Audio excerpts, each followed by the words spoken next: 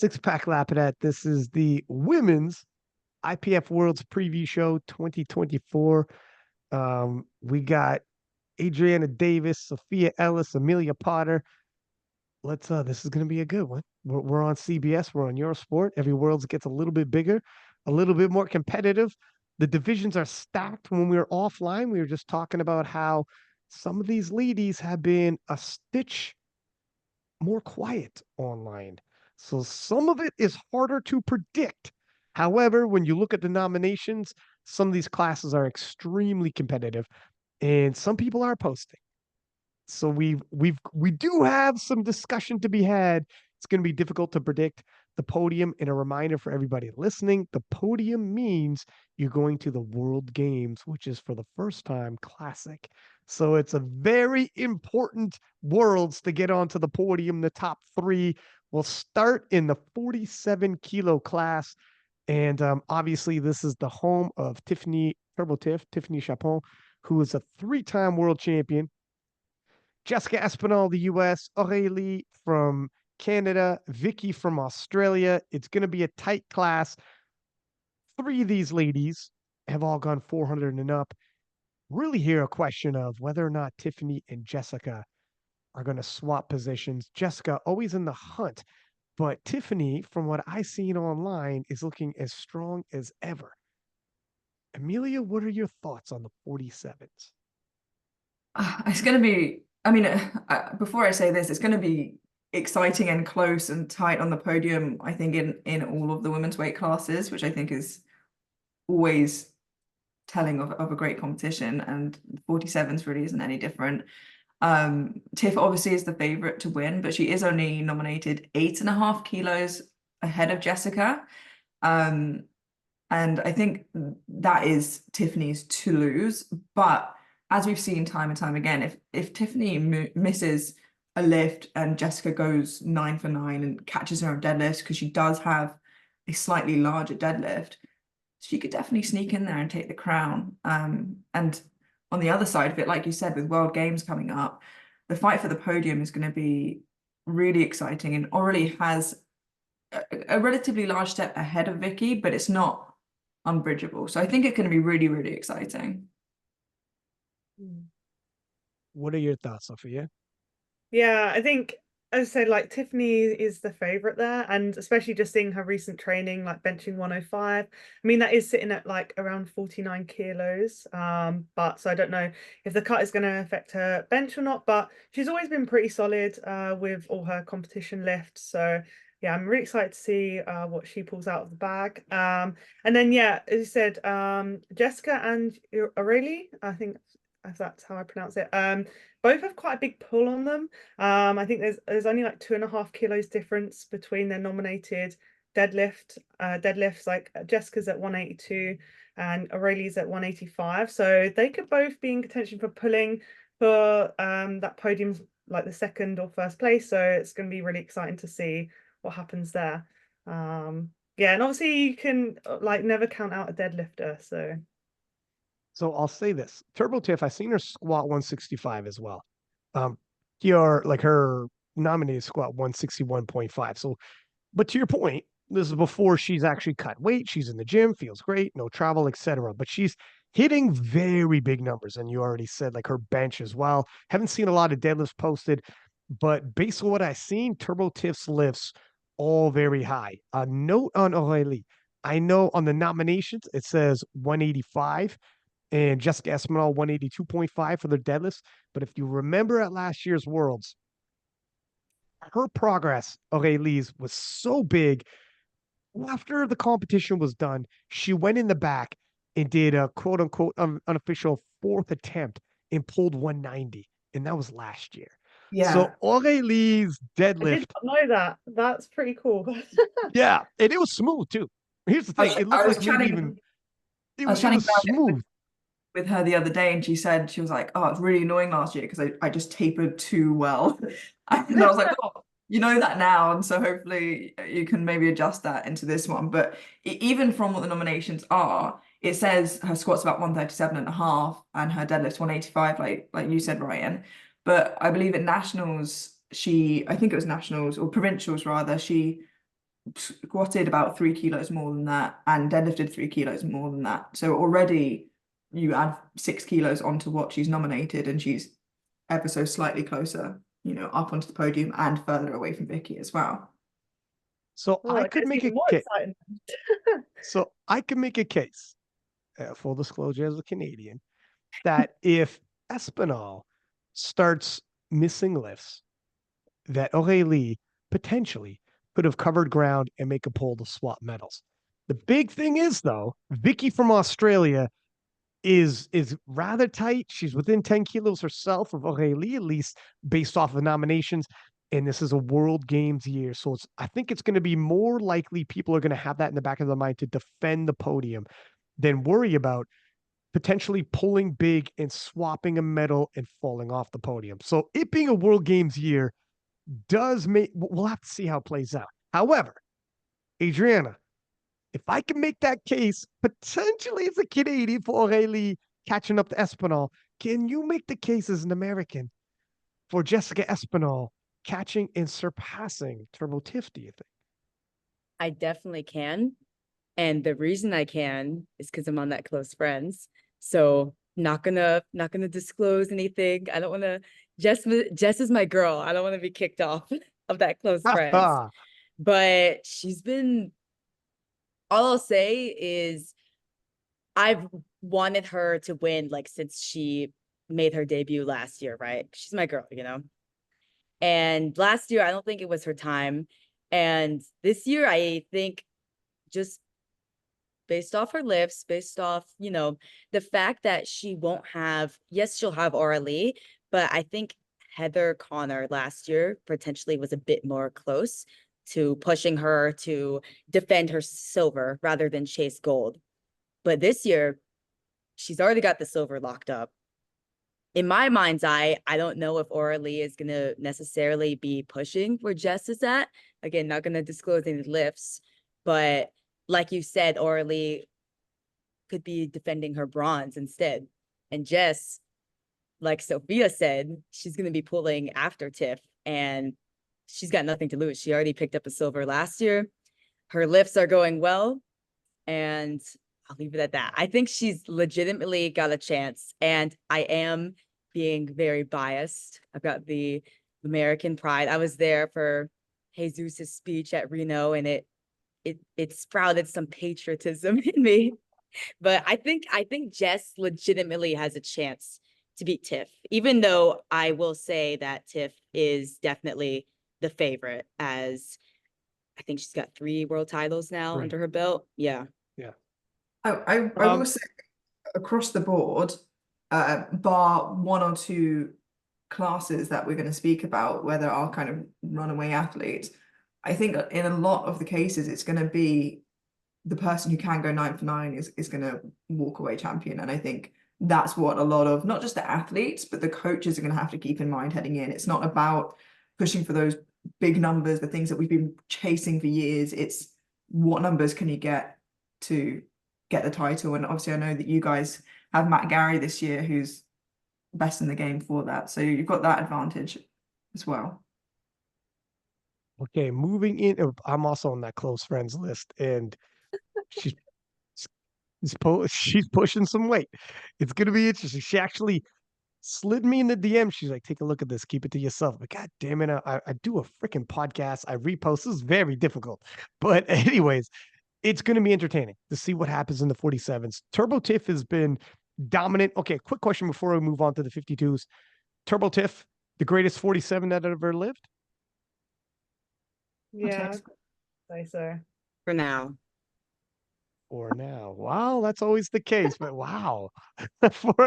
Yeah, are you thinking Jess might establish herself, or what are you thinking? This is contentious. It's super I've close. got some American bias in me. That's what I'll say. Okay. What I will say is Tiff, I think, to be the X kilo greatest of all time, you can't just beat someone once. You have to kind of maintain that status for a while. So I think, like you said, Jessica definitely could take that crown at some point, but even if she beat Tiff this year, I think she'd have to maintain that status for a while, like Tiff has been able to. Right. Yeah, got 3 And W's Tiff on her. start like what's Tiff's first swim was as a junior as well, which is 21 Oh years yeah, old. she was like 20 or something. Yeah. She's only not a junior this year, or maybe this is her last year as a junior. I thought she was still 21 or 22. Her No, birthday, no, can't be 21. Pretty sure she's 21. 2001. Let's pull this up. Her birth year is 2001, so she's 22 or 23 right now. Okay. My Man, I God. feel old. She's So is yeah, Jess her- though. Jess is 22. In February, Yeah, she oh, was so young. 22. In February, she was 22. Oh my gosh. She might be 22 right now. This is crazy. I'd still be a junior. So it's not crazy to think that if they both continue and have longevity in the sport, they could be fighting each other all the way up, like throughout their careers. They haven't even really like peaked yet. Do you know what I mean? Like that's Cool. crazy. That's crazy. I mean, she took the 47s into the 430s. Like that's you know, I mean, not too long ago. It used to be you get into the 400s and you're a monster. It used to be like Heather Connor was winning worlds. She had gone 400 before, but she was winning worlds without going 400. And I think she was the first to beat the 408 world record. I mean, we were so far, and that record stood forever. We were so far past that. I mean, 408, you might not make it on the podium anymore. Like, it's crazy how far those women have pushed it in the 47 kilo class. 52 kilo class, though. Speaking Wait, of pushing quick, it. before we move on, are we Yep. making picks? Oh, let's make some picks if you guys want to make picks. What do you think, ladies? You want to throw some picks out there? Up to y'all. Go for it, Adrienna. I think y'all know. I got Jess. Oh, wow. I won't be, maybe I won't be this biased in everything else, but I'm not like just gassing her up. I legitimately think she has a chance to win, especially considering that she'll pull after Tiff. What do you think, Amelia? I knew it. I knew you were going to come to me next. I honestly, I'm probably say this every time. I honestly don't know. Like I said, it's going to be a 9 for 9 thing. We know that the French team, you know, are historically pretty good for that, but then Matt Gary is as well. I think I'm gonna back reigning champion Tiff and keep it within Europe. Sophia, what are your thoughts? Yeah, like I'd probably say because I've seen mostly like Tiff's training. I'd say Tiffany's probably good for it. And then it'll be that very close battle between Jessica and Aurelie. But I haven't seen much of their training because I'm not on that close friends list. I was gonna say we need to get on the close friends and then Yeah, Well, Jess well, she doesn't post like much at all. You know what I mean? Like on her main page. So It's usually in the stories, the best friends, close friends. Look at me overplaying the best friends The because best I'm on the friends. list. I'm trying to be like but great buddies list, whatever. I'm on it. Okay, I'm a proud member of that list. I'm gonna say, honestly, I think probably I'll lean with Turbo Tiff and then Jess and then Aurelie. I think Aurelie can make a push. She hasn't been posting as much. It's difficult to see. She had mentioned, you know, a bit of a roughed up back. I don't know how roughed up it is, and that just might be usual. Like, hey, look, it is what it is. We're training hard. But I think because of the World Game situation, you don't want to risk that podium finish. Even, you know, I think she wants to get onto that podium. So I don't think she's going to take any risky maneuvers to try to unseat Jess. I think Jess could definitely don't get me wrong, in contention to take this if Turbo Tiff starts missing lifts. And Turbo Tiff usually does miss some lifts. It's just she still ends up in the 430s, which is very difficult. Is Jess there? I don't know. We got to do the math and see if she can get in there. But it's close. It's a very close battle. Let's go to the 52s. Sorry, it's go going ahead. to also be quite a bit of a travel for Jessica and Aurelie as well to get to Lithuania. So that's something This is true. This is true. Speaking of travel, 52's Evie Corrigan. She never has an easy travel. I've been checking out Evie. I see a 165 squat. It was scrappy though. A 105 bench was smooth. The 200 kilo deadlift was also scrappy. To give you some perspective, she squatted 167.5. she's pulled to a weight 0.5 and she's already bench 105 before. What I'm seeing in the gym, and those are, when I say scrappy, I mean they were scrappy. I don't know if we're going to see big PRs from her at Worlds. She obviously, I don't know if she needs to. So I think she's going to go in there and hit the list probably that you've already seen in training. And I don't think we're going to see a big major push. Obviously, last year she won it, didn't have to take her last deadlift. But I'm thinking somewhere along those lines. And a nice taper might clean up some of those lifts.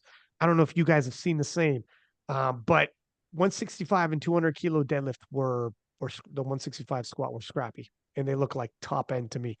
But we'll see what a taper does. It could work wonders.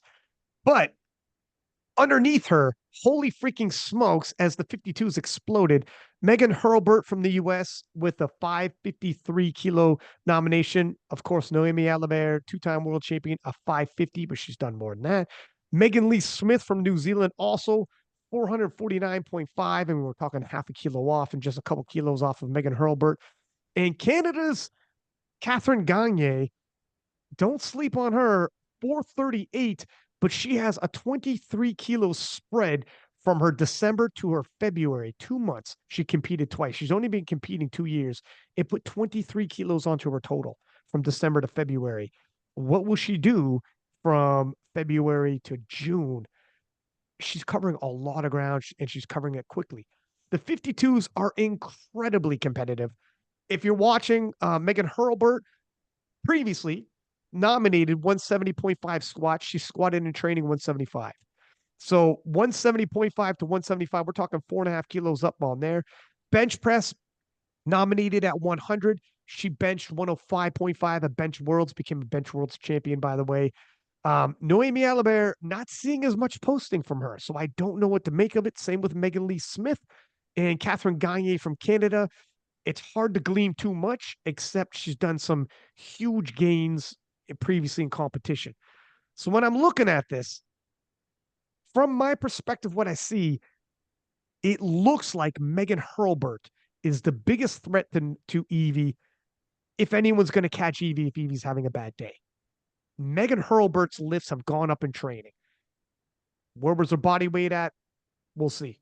I know she cuts weight, but she did it successfully at the Powerlifting American Nationals. Haven't seen much from Noemi. Haven't seen much from Megan Lee. I don't know what to take from that. They're both phenomenal. I don't know. And then there's Catherine Gagne from Canada, who's throwing kilos on her total at an alarming rate. And there's only 3 spots on the podium. Can you even conceive if somebody like Noemi Alibert doesn't go to World Games because she doesn't make the podium? A couple of years ago, that'd be inconceivable. And here we are. That's a legitimate conversation to be had. Ladies, someone help sort this for me. Maybe we'll start with you, Adrienna. What are we looking at here with the 52s? It looks like a bit of a shakeup this year. Sure. So, like you said, we've got Megan Hurlburt coming into, I mean, her first classic world champions. She went to Bench Worlds this previous week, but it was in Texas, and I believe she is from Texas, so maybe like a 2-3 hour drive, you know. And one thing to note as well, I was checking in on her body weight because, of course, Reno or Powerlifting America Open Nationals was her first meet as a 52. And I don't know what to make of this, but at Bench Worlds, she did weigh in at 56.25, and Bench Worlds was about 3 weeks out from Worlds. Now, of course, we don't know if she just ate all day, drank water, could be waking up at like 55, 54.5, but we know she has a cut, but it was just I don't know, a little bit worrying to me to see 56.25, especially just 3 weeks out from Worlds. And the fact that it is her first besides Bench Worlds, her first world championship. She's traveling to Europe. It's going to be her first competition internationally. It was just a bit worrying to me, even though her lifts are going well, because like Ryan said, the cut, we've seen it time and time again. It's burned people, you know? So there's that kind of like against her. But on the pro, she does have Marcellus doing her cut. She made weight at Powerlifting American Nationals. I'm sure she's going to have that in check. And she's also got Matt Gary game day handling. So 2+ is on her side, right? From Noemi Alibert, of course, she's former 2-time world champion. I don't think she won a third. I saw some of her training. She did 170 in the squat, kind of around, I think her squat was a bit on the downturn, or maybe she was just missing some lifts in competition. She hit 170 for the squat, pretty scrappy, but kind of around where she was before. She hit 90 for a bench PR, 90 kilos, but it was a quick pause. So I kind of put her maybe hitting 87.5. But yeah, and then Megan Lee Smith, just her momentum has been pretty amazing. Like Ryan said, she hasn't been posting too much as of recent, but that could be maybe she's hiding some stuff. I did see 162.5 for 3 for the squat, and her squat form is always clean, whereas Noemi's and Megan's, sometimes their depth is a little iffy. Megan Lee Smith has like a beautiful squat, she always hits depth, whatever. And to me, it's just going to be super exciting to see who gets on the podium.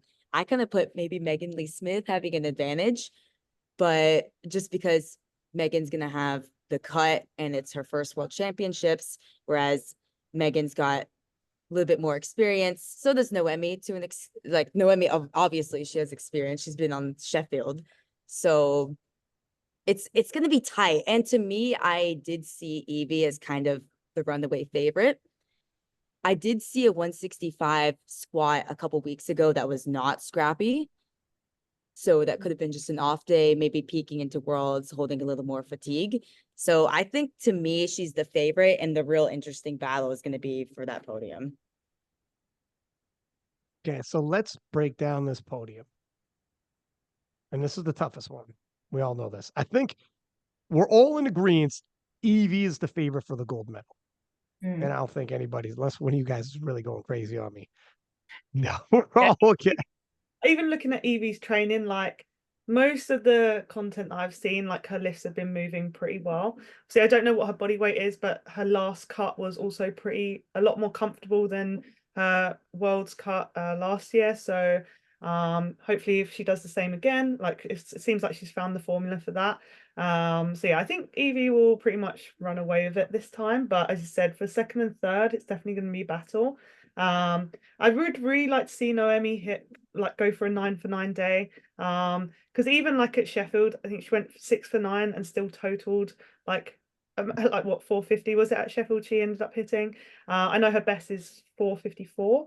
So yeah, it'd be like if she'd gone like even just a few more lifts in there, like yeah, it's gonna be a close one for second and third for sure. Let's hear your guys' podium. What do you think?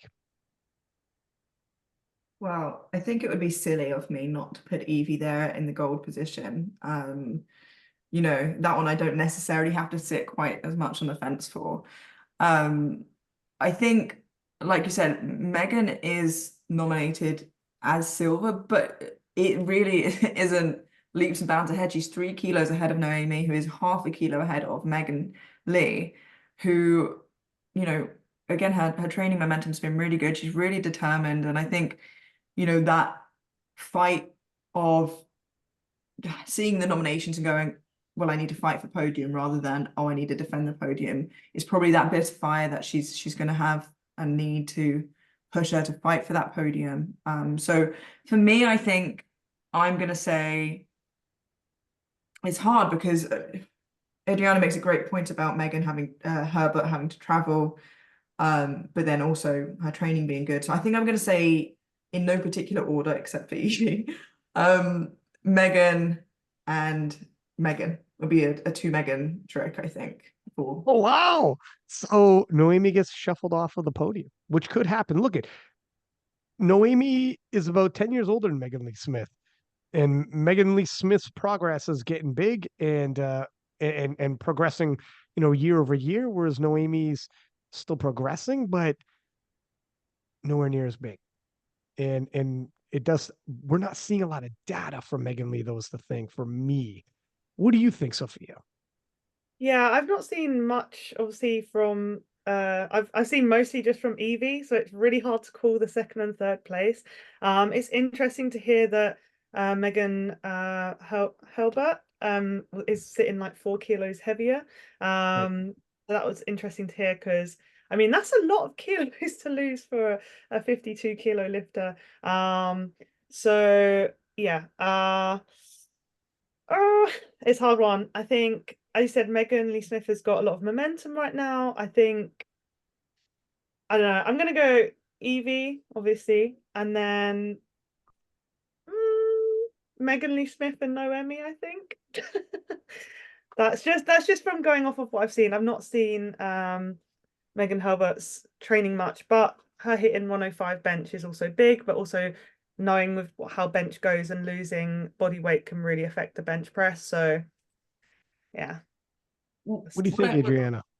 Oh, sorry. Go ahead, Amelia. Were you going to I ask was just going something? to say, what I will say quickly about Megan Herbert's weight is, and I don't know, obviously, I'm not on her close friends. I don't know if any of you are, but I do know that in certain circumstances, I know that Agatha did this before Sheffield, is to throw off competitors, to throw off other coaches. They will have a meet before where they like almost bloat themselves into before weigh-in, so they come in heavy. I don't know, it could be the case that she's just walking around quite heavy, but I know that Agatha, to keep people thinking she was a 76, drank into, I think it was girl power maybe, and she Yeah. Yeah, made weighed in herself. at 70 or something kilos. Yeah, that's true actually. She could just be throwing us off, so I don't think Megan is, but Agatha was sneaky as heck. yeah. Agatha was super duper Did sneaky, a proper but sneak Agatha's on way that. more. I think Agatha's more sneaky than Megan, but that would be pretty cool if Megan did do that. Like hats off if they decided, let's get people talking. Adrienna, what do you think? What does the rest of your podium look like? I'm gonna follow along the same lines as Sophia here. And again, it's so tough because these three, and even like you said, Catherine could be in there, but she hasn't really posted that much. She's got a big squat on her. Honestly, I feel like all five, the top 5 nominations could squat, like they have the potential to squat like 170, which is crazy in the 52 kilo class. But anyways, back to the point. I'm gonna kind of follow along the lines of Sophia and say, of course, Evie in first. And we haven't seen much data recently, but Megan Lee Smith, whenever I do see her training, it's one of those like, oh my gosh, how is your momentum like this good? You know what I mean? And her lifts are all like super clean. Maybe bench could be iffy on the depth, but I think she like fixed that, made the proper adjustments. So I'll put Megan Lee Smith in second and Noemi in third with Megan Hurlburt off the podium. Please don't get mad at me, Marcellus. But I think I'll just say, and again, they're so tight. Like you could have a number of different ways with Evie in first and these three in any particular order, and I wouldn't be shocked at it. But I think Megan Lee Smith and Noemi have got the experience behind them of being to multiple world championships, whereas Megan Hurlburt, this is her first. And another point to note is that they're likely going to be pulling after Megan Hurlburt. Between the two Megans, it might be tight, but Noemi would definitely be pulling after. So they would have that advantage of, seeing what Megan Hurlburt hits and then just pulling for third, not really chasing Evie, pulling for second or third, just depending, like just trying to get on that podium, trying to get into world games. I'm kind of surprised Megan's not making the podium for a couple of you guys' picks here. I'm going to go Evie, obviously, first. I'm going to take Megan Hurlburt for second. And I think it's the Powerlifting America showing that's got me convinced. Now, the body weight being up at Bench Worlds is a stitch concerning, but they do got some time. And they've cut before successfully at Powerlifting America, and her progress has been quick. And in terms of Noemi Aliber, she's a lion, 2-time world champion, phenomenal lifter. But I think I'm gonna go with Megan Lee Smith in terms of making the podium. And this is crazy. This is bold to think Noemi Aliber off podium, not going to the world games. She 100% could. Let's not get crazy. For sure. I can see her beating everybody but Evie. But Megan Lee Smith, the momentum she has, the progress she's made, I think it's going to outpace Noemi at this point. I could be wrong. I'm not seeing a lot of data between the two of them. This is looking at their competitions and how the competitions are trending kilos over kilos, year over year, as opposed to the data being gleaned from their training, because we're not seeing a lot of it. And Catherine Gagne, I think she's going to be a threat in the future. And certainly, if somebody starts messing up, she could make a podium rush. But I think it's just a little too much too soon right now for this year to make it on the podium. But it's interesting. We should also say Plun Deckers with a 430.5 is nominated as well. And Plun, an absolutely monster squatter, likely to break a world record in the squat. She squatted 173 before. Plun's a phenomenal lifter. Farid Farhana from Singapore. I think she's trained by Penna, massive deadlifter, pulled 208, broken the world record. Should definitely look out for her. And do know Frank Marie from Puerto Rico, an equipped lifter, been at several international events as well. And she's making her classic debut. So the 52s is absolutely stacked with some talented ladies. Massive squatters, massive deadlifters. It's crazy when you can deadlift like Farid and squat like Plun, and we're not talking about you for the podium. And and Plun is a freaking phenomenal. Here's another thing. She might surprise us. She might have a lot more kilos in her than we think. I'm interested in seeing what Plun ends up doing. In previous years, 430, not podium, 430, maybe not top 5. What? In the 52s. Even just like the top 5 lifters, like even just going for the squat medal would be really interesting to see, just because all of them are so close on the squat. Yeah. Yeah, it's the 52s is crazy stacked. One of the most competitive in powerlifting, except Evie's got the spread on the rest, so we almost forget. But the rest of the field under her is super close. Moving into the 57s, though, we almost got a bit of an Evie situation, maybe even more of a spread, when Natalie Richards dropped out and Jad Jacob now is far and away the favorite. Jad previously had come up second to Joy Namani, second to Natalie Richards, and got revenge on both those ladies at Sheffield. And she was a bit of the world champion slayer going into Sheffield. She'd lose at Worlds and then get revenge at Sheffield this year with Natalie Richards pulling out due to injury. Jad has to be far and away the favorite to win the 57s. Jad coming in with a nominated 519.5, which is crazy for a 57. I think this is obviously Jad's to lose, and I think she's going to make a very big statement. She's been pacing very well in her training. So I'm not expecting any surprises with Jad. I'm just interested in seeing what kind of a total she puts up. But what do you guys think about the rest of the pack? Maybe we'll start with Sophia this time.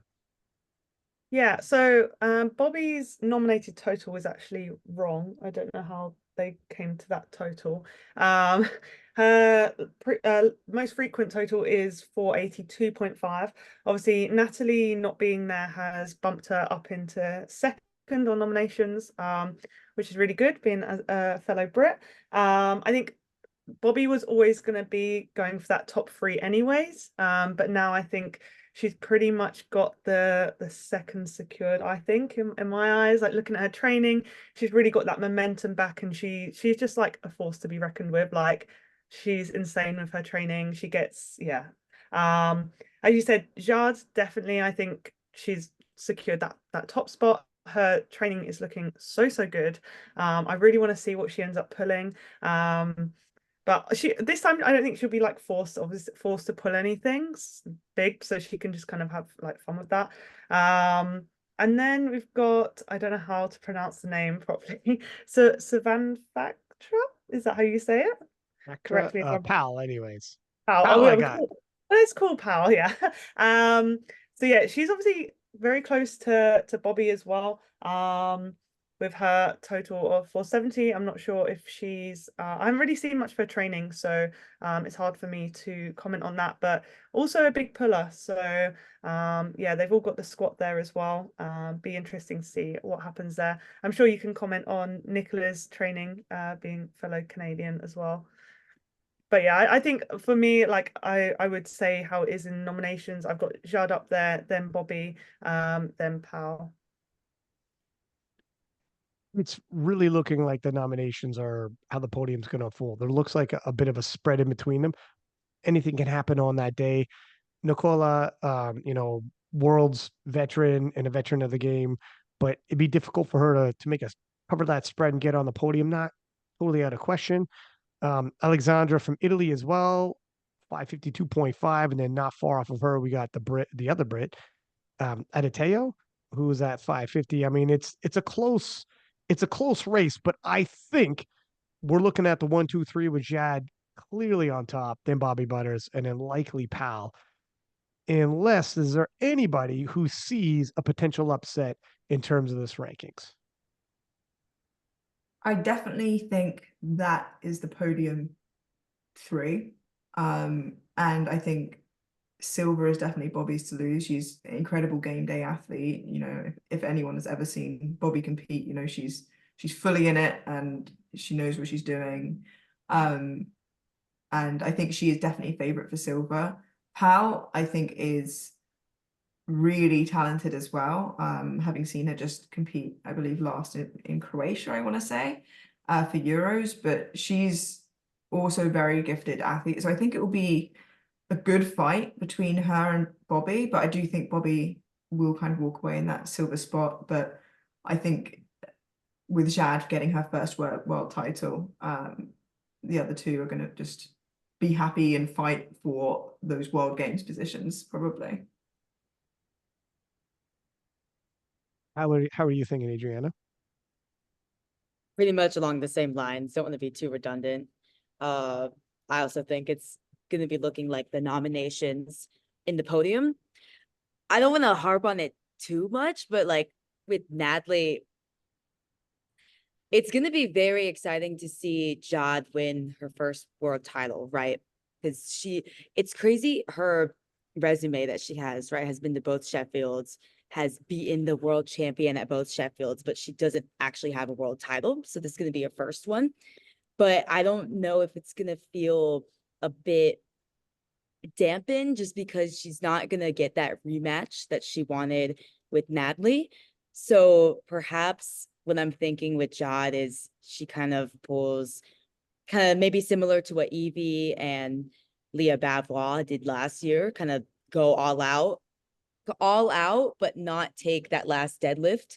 So maybe send a message to the world that, hey, I could do around what the world record is. Maybe she'll do 517.5. Maybe she'll just barely chip it with 520. She did put up the 525 kilo training total, which is just crazy to think as a 57 kilo lifter. So I'm hoping that she kind of does that, maybe like pushes squat and bench, takes a like easy like 227.5, 230 kilo deadlift, hits around the 520 mark, and then calls it a day. Because she could win with just 500. So I think she's gonna win. We all know that, unless, knock on wood, something disastrous happens. But I'm just interested to see kind of where in that range she falls, like even down to maybe 490, all the way up to 520. What a tough World Championships for Natalie to miss when this is the World Games qualifier. This Yeah. isn't just the World Championships. Now And she misses World Games. returning to Sheffield, not getting to She fight for the might Sheffield invite. she might still get that.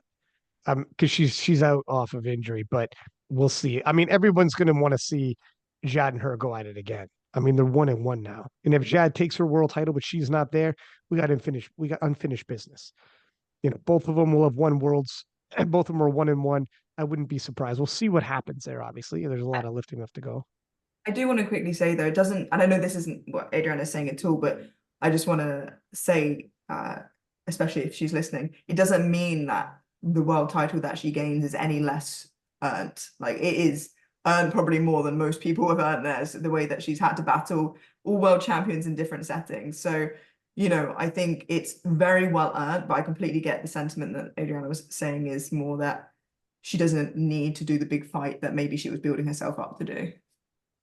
Well, yeah. Well, Especially I mean, because she's always looking for that fight. You know what I mean? Like going into Sheffield. I think I listened to one of the other King That Lifts podcasts where Jad was saying like she wants revenge. Like she's always looking for kind of a battle there. but it'll She be doesn't very, back down. very, yeah. She like I don't, in my mind's eye, I don't think she's gonna total below like 5'10". Here's the thing too, which just adds more credibility. Jad already defeated Natalie at the international level at Sheffield. So nobody's going to be like, well, you won because Natalie wasn't there. She would say, well, last time I seen her, I beat her. So there's, while it's true Natalie isn't there, Jad has that, which greatly adds a bunch of credibility. So she could, her and everyone else and her supporters could have that to rely on. But yeah, 57s, we'll see how it shakes up. Let's take a look at the 63s. And wily veteran of the game, Megan Scanlon is a heavy favorite on the nominations. Heavy favorite going in. Training's looking good. I got to expect Megan is probably going to be all of our picks, but what might be a little more difficult to call, and I'm interested in hearing your guys' takes, unless maybe when you guys think there could be an upset at 63, I'd love to hear it. But the rest of the podium, Sarah Naldi, Chiara Bernardi, two Italians toe-to-toe. Both of them have extremely close in terms of their total. Chiara hasn't had a PR, though, since February 2023. She's going to need it. She's also hit 525, but Sarah Naldi has 525 and hit it sooner and is kind of, I don't want to say pulling away, but has got a little more momentum in her most recent outings. On the flip side, Alba Ballström from Sweden, it's not an open powerlifting yet, but she actually hit 521. Very close at Swedish Nationals. Alba's progress has been pretty crazy on her Joy Flex right now. So between Sarah, Chiara, and Alba, the two Italians and the Swede, very close to get onto that podium. I just named three ladies, and there's only two other spots besides Megan. And then, of course, Joy Namani's in the mix with a monster deadlift. This one is going to be difficult to call. This is a podium. I swear you guys could probably talk me into believing three different scenarios, and they all sound good to me. Amelia, make sense of this for me. I wish I could, but I'll try.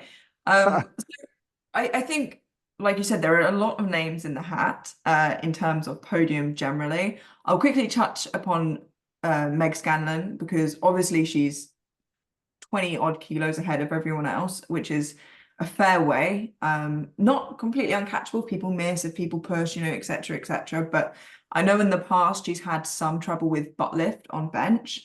And I think if she's fixed that entirely, she'll be pretty safe. Now, it's also important to remember with Joy that she locked out to 40, I think it was, in Malta last year and wasn't allowed it. And that is 12 kilos more than her nominated deadlift, let alone the progress she's probably made amongst the other lifts. So definitely worth not keeping her name out of the fight there. Alba, obviously, super young gun coming in with that kind of secret, not secret total coming up to it. Now, Chiara and Sarah, both extremely talented, and they push each other all the time at Euros, at Worlds, I'm sure at their nationals.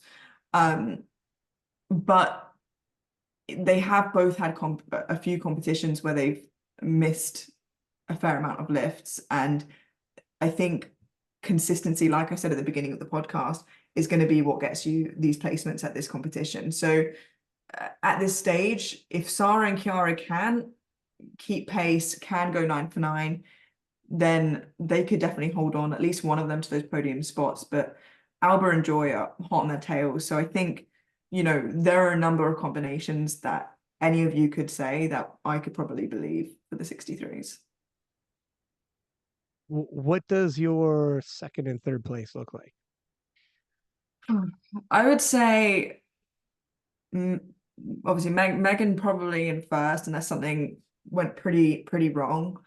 I'll say Alba's potentially on the podium for me. If she can put together a similar total that she did, and maybe even more.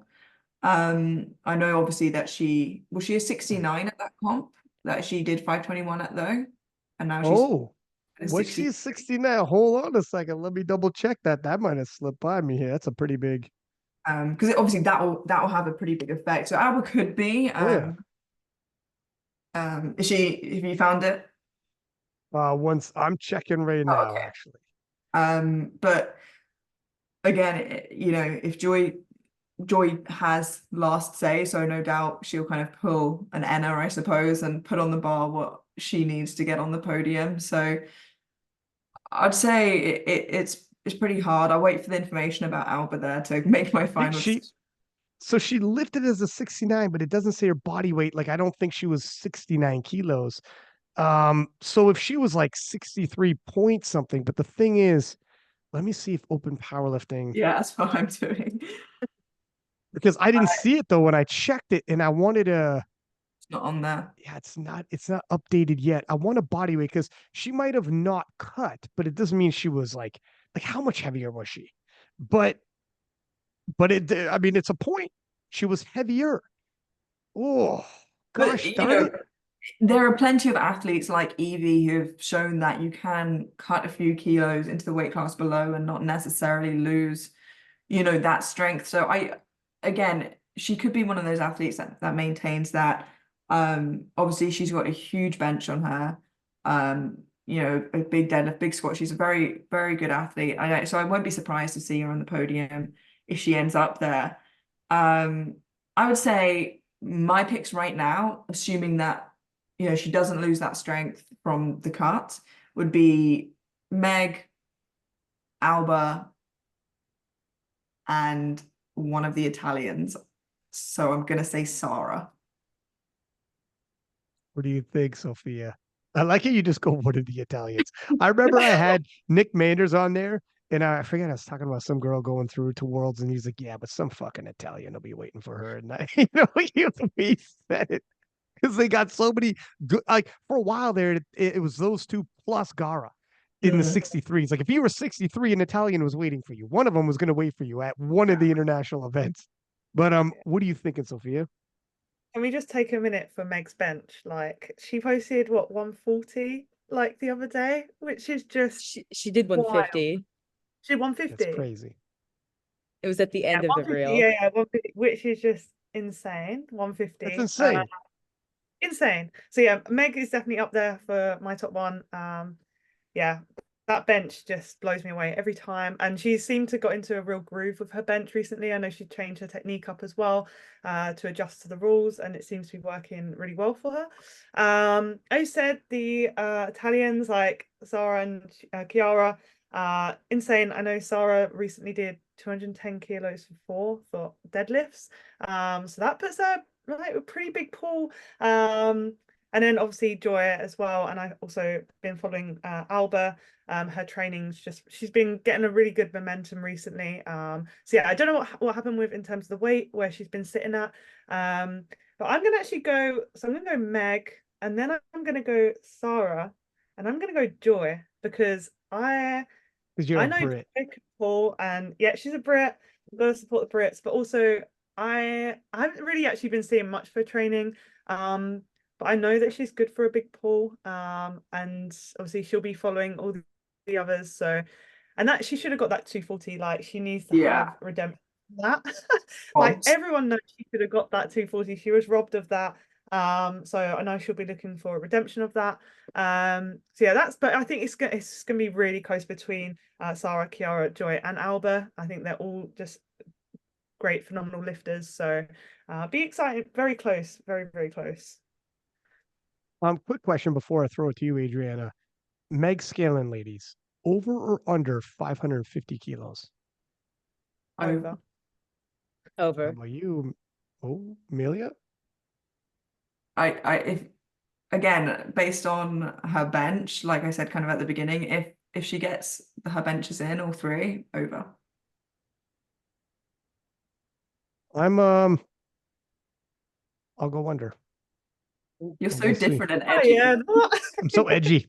I'm the edge lord. against the grain. Oh, but those glasses on, Amelia. That's it. I wish I had those glasses and dropped it right when I gave my pick. I'll bring them to Lithuania. But Adrienna, what are you thinking? How does your podium look? So Obviously I've got Meg on top, and again, kind of similar to Sophia, just to talk about, I guess, predictions for Meg, because we kind of know that she is the heavy favorite going in, although maybe not as heavy of a favorite as like Jod, for instance. Like, she's still got to execute, make lifts, but she's a veteran. She's gonna do that. I guess just to predict where she's at in the total, because us three did say over 550. I think that she could break the world record. Oh shit! So you're because that's five. That's five. That five, Sophia's that inadvertently agreed with you, but that but bench post got me. It was crazy. And I I was like, mean, my mouth literally dropped open when I saw it. Like, I think I was with friends and they were like, what happened? Like, did someone die? Like, no, Meg just benched 150, and I'm very shocked and admired. But yeah, I mean, her nominated bench right now, right? Let's look at this. Let's look at this. Her nominated total right now is 543, and that's what she hit at Powerlifting America Nationals. And going into that meet, bench as well. I think she benched 140 there, was it? I think it was 135. 135. Damn. Like, You put benching, so much more on her total with that bench. of course, right. And with the 150, it wasn't like a comp pause, of course. And like Amelia had noted earlier, she has had issues with potentially the butt lifting up, potentially elbow depth, whatever. But even so, I think that she could break the world record bench, currently sitting at, it's Carola Gara's at 143.5. So I think potentially she could do 145.5. And like, I'm not making her game plan here or anything, but she could get that 0.5, right? Currently, the world record total sits at 557.5. She could be walking away with a 558. Kind of, if you have a chance to break a world record, yes, you've got to think about Sheffield, but just solidifying your name in the books, like getting that world record total, like you can't pass up the opportunity. And her training momentum has just been crazy lately. Like with the bench post, I think she hit 190 for 4 and squat.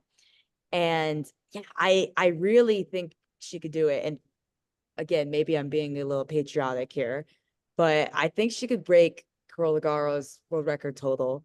And of course, she's not going to want to blow it out of the water. And I don't know if she, has the capability of doing that yet. Like, that would be, even like 558 would be already a big total PR. But I think she could do it and just solidify her name in the record books, not push up the record too much, and yeah, secure that invite to her first Sheffield, which would be So the awesome. world record is 557.5. Right, That's but a she could hit monster total. 558. I think she could do it. With that bench, that bench post just That convinced changed me. your life, huh? It did. You haven't been the same It since. changed my outlook on, like, that day. everything. I smiled a little brighter. When you came on, I was like, oh, Adrienna smiles a little brighter today. She's What's seen the going bench on? post, right? Yeah, she's seen the bench post. Like, I can't wait till we get this. 150. It's crazy. It's crazy. Y'all got to check it out. You got to check it out. Yeah, honestly, I mean, it's insane. I just had to take a minute in silence just to like appreciate it. I'm glad it's not just me. Like, I'm not like a weirdo or anything. Like, Sophia gets No, me. I'm a weirdo. I took as a well. knee. I took a knee in the grocery store, and some older man put his hand on my shoulder, says, "Everything okay, son?" And I held up my phone, and he's seen it, and that was it. We all felt it. We all I went felt to it. Let's see what church. happens. Yeah, What's that? I went to church. I was like, better go Went to pray. church. I left the What's the grocery deal? store, went straight to church because I Yeah, I saw needed you there. reasons. Yeah. I needed answers. Still haven't gotten them yet. We'll see what happens on Worlds. But yeah, okay. So what does the rest of your podium look like? Right. I was talking about Megan's bench for so long, I forgot to get to that. we did a whole episode on Megan's bench press. So yeah, obviously I've got Megan Scanlon in first. And I kind of played through like a scenario here, but obviously that's impossible to do. I think I've got, with the Italians, they've battled so many times at, like you said, at Euros. French nationals, worlds, like going back to like junior worlds, like 2021, I think. Yeah. Like open worlds, like it's crazy between them. Recently, Sarah beat out Chiara at Euros in March. And that was like a big win because Chiara was always kind of, at least in my mind's eye, like the favorite typically when they battled. And Sarah, you know, got that win over her, has got the good training momentum with the 210 for 4 deadlift, like Sophia had noted. So I put Sarah in second place spot. And then Alba has also got really good training momentum. I didn't know that the national meet was potentially heavier. And of course, we don't know that body weight, but Alba's, you know, got a good team behind her in flex. She makes lifts and her her nominated deadlift is at 207.5. She hit around 220 at nationals. 220, yeah. Yeah. 220. And it's just crazy progress. So I've got Alba sneaking into the third place and Chiara off the podium, which is, it's crazy to say. Like it's crazy that in so many of these weight classes across the board, like World Games really does make this year, and every year it's gonna be like this, you know, get a little bigger, get a little more special. But this is the first World Games qualifying year on the classic side. So it just makes that podium spot like more special, and it makes those battles for the podium like a little bit more compelling. And it's crazy to say these names like Chiara Bernardi could be off the podium, or Noemi in the 52s. But yeah, not to ramble on too much. That's who I got on my podium. Meg, Sarah Naldi, and then Alba. I got the Joy, exact same.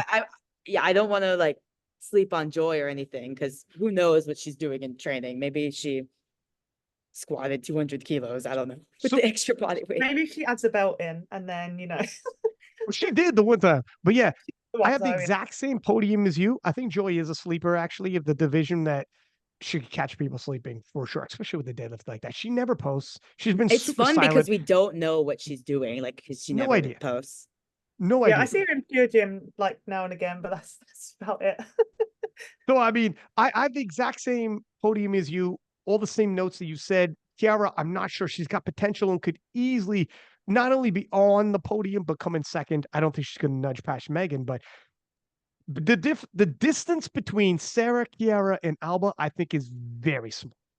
And anything could happen between them. I'm just going to throw it in that particular Sarah, then Alba, then Chiara, just due to recency bias with recent performances. Alba seems to have a lot of momentum. Sarah, to your point, I also thought previously Chiara was ahead of Sarah, and always in my mind's eye she was. And then just recently, it seems Sarah started pulling ahead, but that's just recently. Obviously, Chiara could have hit a stride. We're not seeing it. She's not posting those big ends. She's posting more multiple set ranges. And maybe she's right back on track and she's going to reassume control in that rivalry. Maybe. Just haven't seen it. So I'm just following the momentum I feel. And then, yeah, I think Joy is definitely the sleeper of the division, multiple time world champion. Insane deadlift, but never posts. Have no idea what she's coming in with. So, frig, man, it's not enough for me unless I'm a Brit. I'm not going to put her on the podium, but she could. She It's could. Let's put it important that way.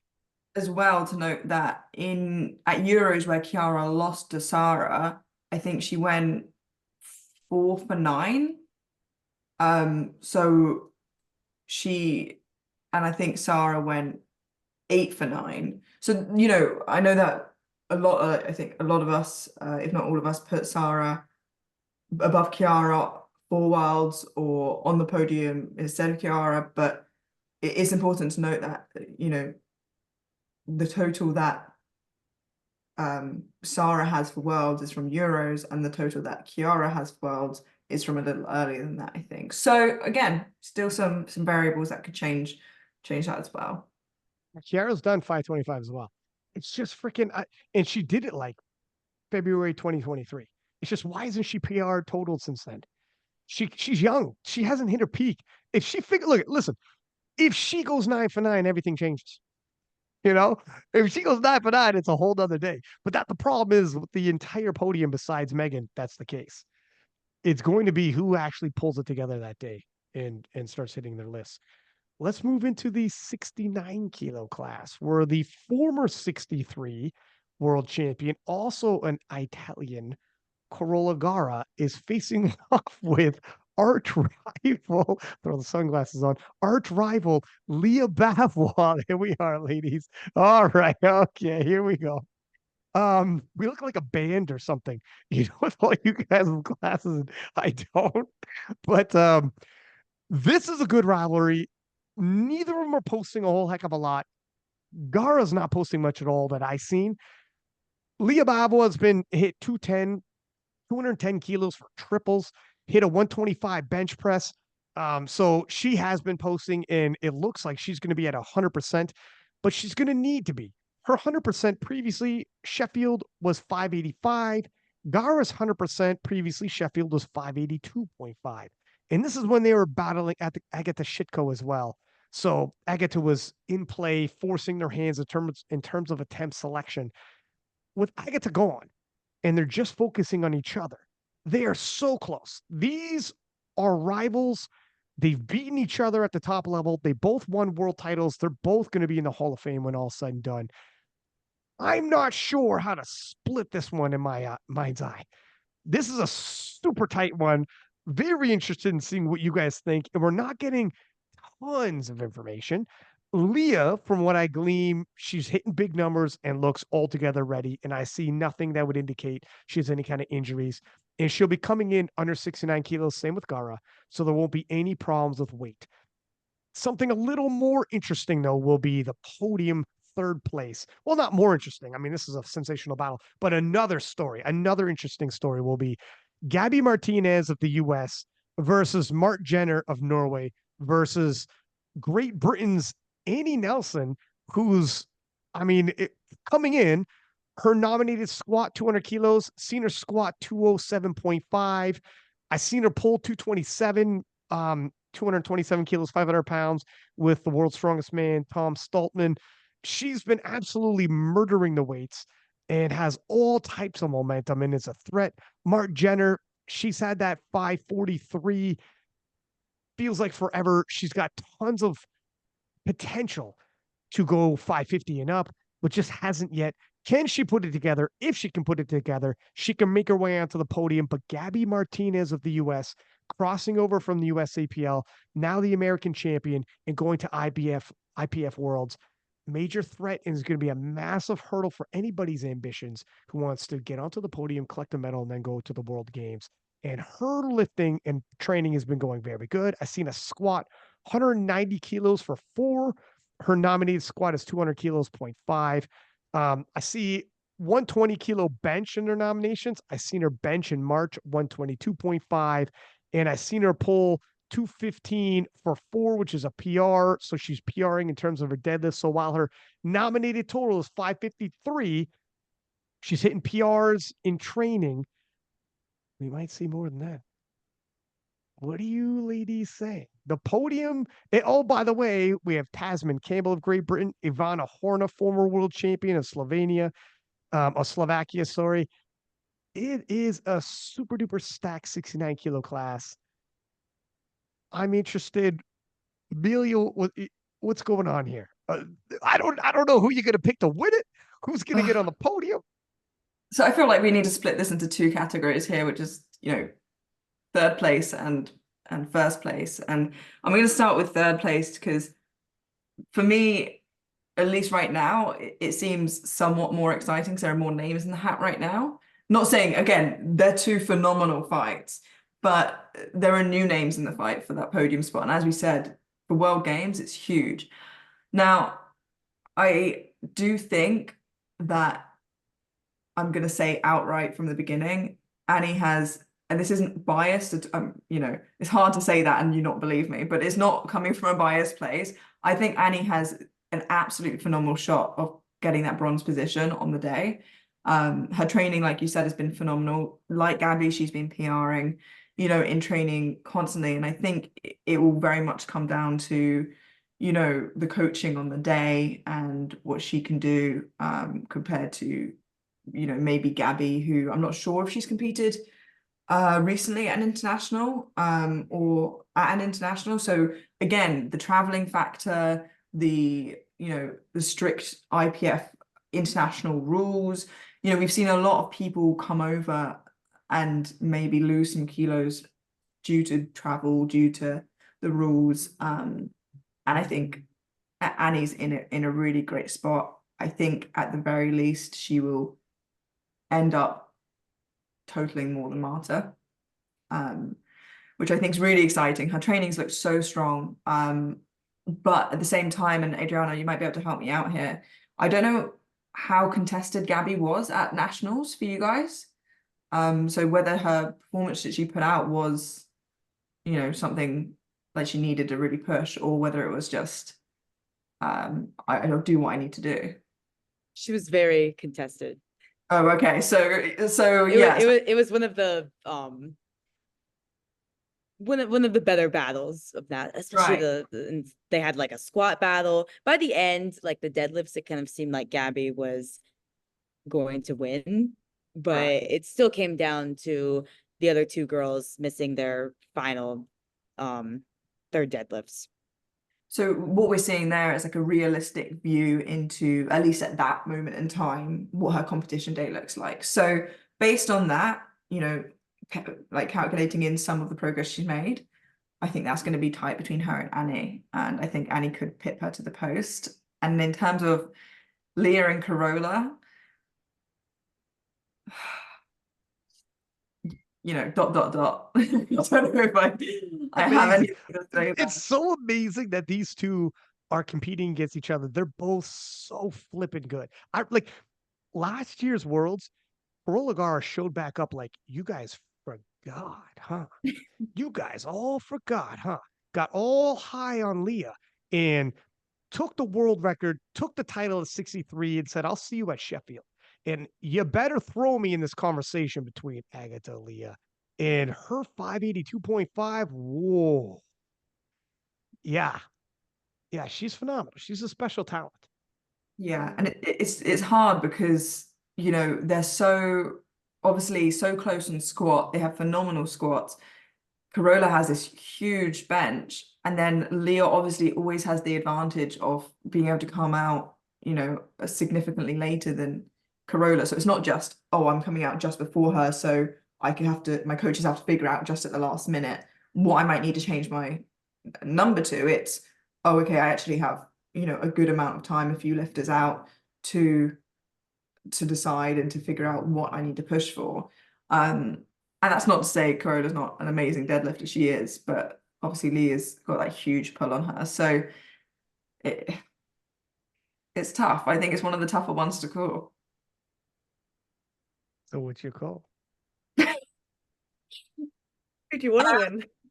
Yeah, can't we all be friends and win together? I'm gonna just split the medal like it's Mean Girls or something. Like they did in the Olympics with the high jump. Yeah, that was so lame. Like that was so lame. Sweep the leg. I thought it was lovely. Just because Leah has that deadlift advantage and has that foresight, I'm gonna say Leah for gold, but obviously that can go either way depending if she makes that final lift, which we know she's good at. But I do think it's going to be as close as it is on nominations. I'll toss this out here, and then I'll toss it to you, Sophia. But I'm gonna lean towards Leah because she's been winning between the two of them, and I think the deadlift is the big factor at the end. She's gonna be able to load up. And in terms of that, the World Championships, there's more infractions that can take place in the bench press, especially with depth now. And the Leah pulls conventional. A far more consistent, sturdy weapon is a conventional deadlift. As a matter of fact, in terms of the weapons that you could bring to battle in powerlifting, a conventional deadlift is probably as reliable as they get. There's no depth. There's depth in both squat and bench now, and there's no like teetering and whatnot with the conventional pull, nowhere near as much. Like in terms of reliability, the conventional deadlift is probably your number one weapon. And then on top of that, she's going last. So in a tight battle, and on top of that, she's won the last couple pairings, although very, very close. I say this with the utmost respect because I think Gara's phenomenal. And yes, she could win. And if one of you guys have Zgara winning, 100% I could see that happening. She is phenomenal and a future Hall of Famer, no doubt. What do you think, Sophia? Oh, I'll also finish off my podium. What the heck while I'm saying? I think Annie's on one. I don't know what the hell's going on, but it is crazy the wave of momentum she has right now. Feels like every time I open up my freaking phone, I see Annie smashing a PR, and some of it looks rather easy. Like you know when someone like after they lift, the expression on their face and the expression everyone around them's like, holy shit. And you're like, you feel that. Like you could tell like the expression on her, you know when someone's getting very confident and they're like, man, I'm killing it right now, aren't I? And after they're hitting PRs and it's moving, not even scrappy, it's just moving. Or even when she works for some of them, you never doubt. It's like a weird positive momentum that person has. You're like, oh my God, she's riding that wave right now. You could tell. With Annie, you could tell. I am still Gabby. I'm going to pick Gabby Martinez only because she's coming in with a higher total and she's hitting PRs. Look at the Brits. Amelia's already ready to fist fight. After that whole speech as well. Like, And I'm here like, only to say, I'm going to take Gabby for you. Yeah. But I would not be shocked. Annie, I think, is not, I wouldn't say sleeper pick because nobody's sleeping on her. We see her coming. I think she's, what do you call that pick? The dark horse? What is that? Is dark horse the person that could do it, but isn't your pick? What is it? I don't know. Anyways, I'm getting all my betting analogies mixed. I'm getting all my betting analogies messed up, but I'm going to take Gabby. Put your Great Britain flags down. You've already made enemies of us. All right. Annie's going to be like, all those momentum, but you don't got me on the podium, huh, Playboy? Okay. All right. What do you think, Sophia? What are your picks here? Yeah, I'm gonna again. I'm with Leah and Carola. It's such a tight battle, but when you're talking about the deadlifts, I'm pretty sure Carola pulls conventional now. She used to. Oh, she does. Yeah, she does. She does. So, yeah. So obviously, yes, Leah does have the deadlift. Carola has the bench, but if we could see Carola push that deadlift, I don't know what she's been cooking and training. So who knows if she can push that deadlift even just a little bit. Man, that battle's going to be crazy. I can't really place it who's going to win, honestly. But if we go to third, as you said, I'm definitely rooting for Annie here. Like her training's been insane. And not counting out Tasmin either. Like she also just recently benched 130 kilos. She deadlifted 230 pretty clean as well. And even like she had a great performance at Euros as well, just gone. So whereas like Annie didn't actually do the last Euros, so just like me, so she's had like a really nice run with her training. I think she had about 6 months just full on just training, no competitions. And we've seen like the outcome of that. Her 207 squat, her deadlift's on fire as well, bench on fire. Yeah, with Marta as well, she's posted recently that she's been squatting around 200. So that is a lot more on her total, but whether we see it at competition, because with her comps, it can be up and down, like it's not been as consistent. She did have a pretty good comp at Euros though, just gone. But yeah, my third place is definitely going, I think, for Annie, but it's going to be a very close battle. Also, Annie's got Paul Marsh handling her, so he's just insane with numbers. So I'm sure that she's just got a lot in her corner, if you know what I mean. You're biased. So we blame him if it doesn't go well, then basically. That's right. She don't make it on the podium. That's yeah. So do you got to pick between Leah and Gara? Oh, they're both my girls as well, so that's so hard to choose. I'm rooting for both of them, honestly. I would really like to see Carola at the top there, but I can't call it. Leah with the pull just kind of makes me lean towards her probably taking the win, but it will depend on what happens with bench for Carola, I think, because that's where she really gains it. So I'll go with nominations for now. Leah, then Carola, and then Annie. Obviously Annie's not there with the nominations, but I think she'll bring it up into third. Yeah, and obviously not counting out Ivana, like she's insane. I mean, at Euros just gone, she was in the B group and managed a podium, which is crazy. And it's been great to see her recovery as well from her surgery and just now coming back even stronger.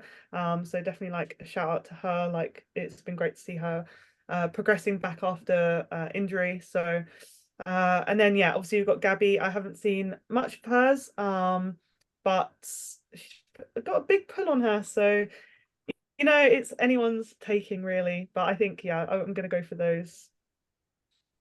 In terms of Ivana, coming in with a nominated 185 for a squat, she doubled 180. And coming in with a nominated 102.5 bench, and I seen her hit 105 for a double.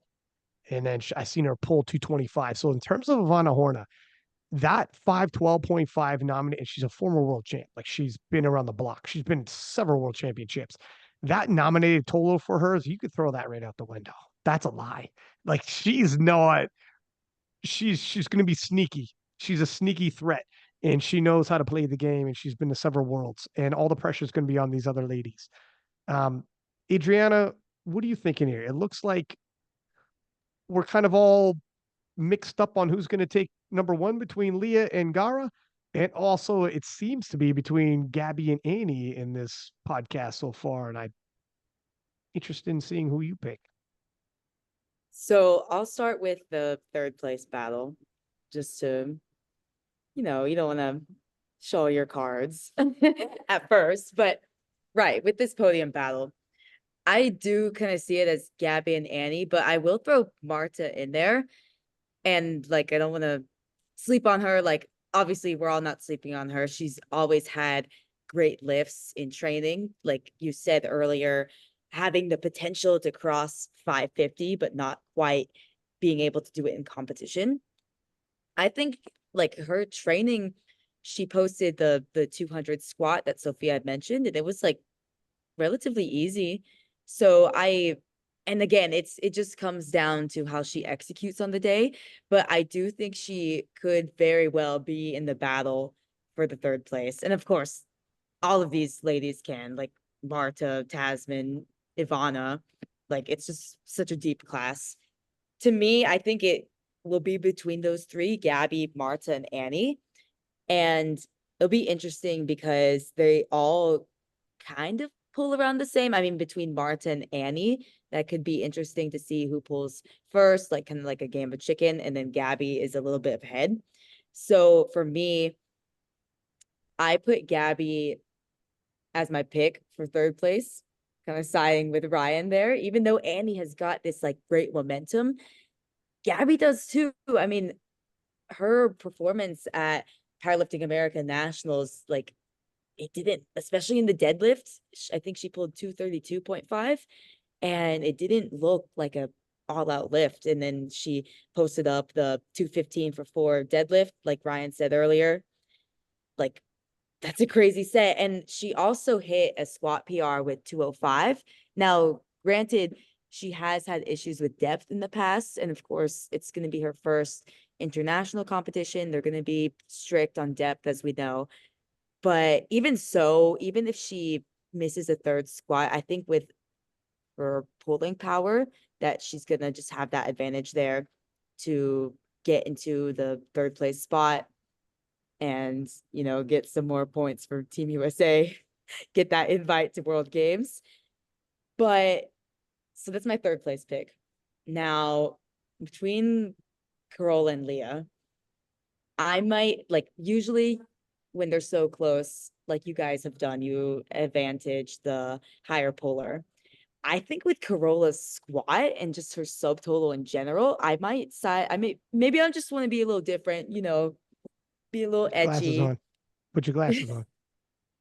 be a little edgy, like come on. Oh, shit. And this is no disrespect to Leah. Like it's literally a coin flip between the two, and I admire them both so much. I mean, they could be pushing into the 590s here, and it's really going to be great too because we've seen lifters not go all out at Worlds, given that Sheffield's coming up. Like we could see that in Evie, could see that in Jod, but here they're just going to have to push. They can't sandbag their squat, say, oh, I'm just going to hit it. Nah, they're going to have to push each other. And to me, Carola's squat at Sheffield I mean, she hit 220, and that was a big squat PR for her, like I think 10 kilos. And it was just so easy as well. So I think with Corolla's squat, and she hasn't been posting much, but she did post a 205 triple. Not that far off of Leah, honestly. Like with Leah posting up 210 triples. I think with Corolla's squat potentially catching up to Leah. Maybe not all the way yet. Maybe there's a little bit of a gap, but she has closed that gap enough, and she does have the advantage on the bench to, in my perspective, I think could push Leah to just have to load something on the bar. Like obviously she's going to load up for the win, but to me, I just think it might be 2.5 kilos too much. And I see Corolla taking it. Oh, wow. Now, Please let don't me block say, me, Leah. I want to see others. now let me say, first off, Leah blocked that lady because that was Please don't disrespectful. block me. Also, let me also say, Mark Jenner's 200.5 kilo squat, and coming in with a nominated 190, it would be a bit of a feel good story for Mark, who's, I mean, going into, I remember 2022 Worlds, a lot of us had her picked, you know, and Chandler Babb took it. Chandler Babb, who's a scrappy lifter herself, but she was a favorite to win a couple times over. And we've all been waiting for Martin, and she was struggling with that performance, struggling for the past few years. The story on her has been all potential. And she had a monster total. And now the 69 kilo class is full of stars, full of people from all these different nations, super stacked. If ever she could pull it together and live up to that potential that we all saw in her previously, this is the time to do it and make your way to World Games. And if she does, what a great story, a redemption story, so to speak, with her. Because to make it onto the podium with, you know, Gabby, Annie, Tasman, Ivana Horna, like it's crazy. So Yeah. I'm interested. She can grind a bench as well. Like even she's been benching PBs in training. Like she's been hitting 130 pretty regularly as well. So she's definitely got more in that total than what's posted. I think even same with Tasman as well. Like from her Euros, she went to pull 237, I believe, to take the win. So that was like quite a big jump from her second attempt to her third. So she's definitely got more kilos on total. She actually ended up breaking Kimberly Wolford's M1 total record as well, which was kind of cool. That's cool for sure. Yeah, it's pretty cool. That's huge. Breaking Kimberly's total record was wicked to see. So yeah, I wouldn't count out Ivana, Tasnin, and Marta as well. Like they've all got some like not. You shouldn't go from what the nominations say. Basically, they've all got much more in the tank. We just gotta throw in all the names so we don't get blocked. Let's just read off all the nominations. I'm looking to get onto close friends. Down to 20. Yeah. At the end of the podcast, like the credits of a movie, I'm just gonna do the Good Lift nominations, scrolling down, and but just in case, all right. just in case. If I don't get added to at least 10 people's close friends after this podcast, hands are thrown, you know? Or removed, anyways. Yeah. All right, moving into the 76s. We got ourselves quite the battle. The number one, number two, obviously Carolina Tongatea beat Agatha Shitko previously at the World Championships. Agatha turned around, won Sheffield outright in the Battle of the 69s, and then said, I have unfinished business with Carlina. Carlina, in response, said, I'm going to get it. She's not laying down for that world title. She's battle tested, been to World Championships and Sheffield's herself. And then, so both these ladies, just a quick little review. I seen Carlina hit a clean 130 kilo bench, and she's nominated with 127.5. Now her total is 610.5. If we're doing a little bit of math here, we got to be careful when we do this math. Doesn't always work out like that. She's a nominated squat 230.5. I seen her hit a 227 scrappy, 227 on squat. I seen her pull a scrappy 255 kilo deadlift, nominated with 252.5. Now some of these were scrappy lifts, but this is fatigued and not with that, you know, week before deload, taper week, etc. So what looks scrappy now could be nice and clean. But she looked like she's going to be around that top end, 610 range, maybe a little bit more. We'll see. Agatha on the flip side, in gym total, hit 612.5.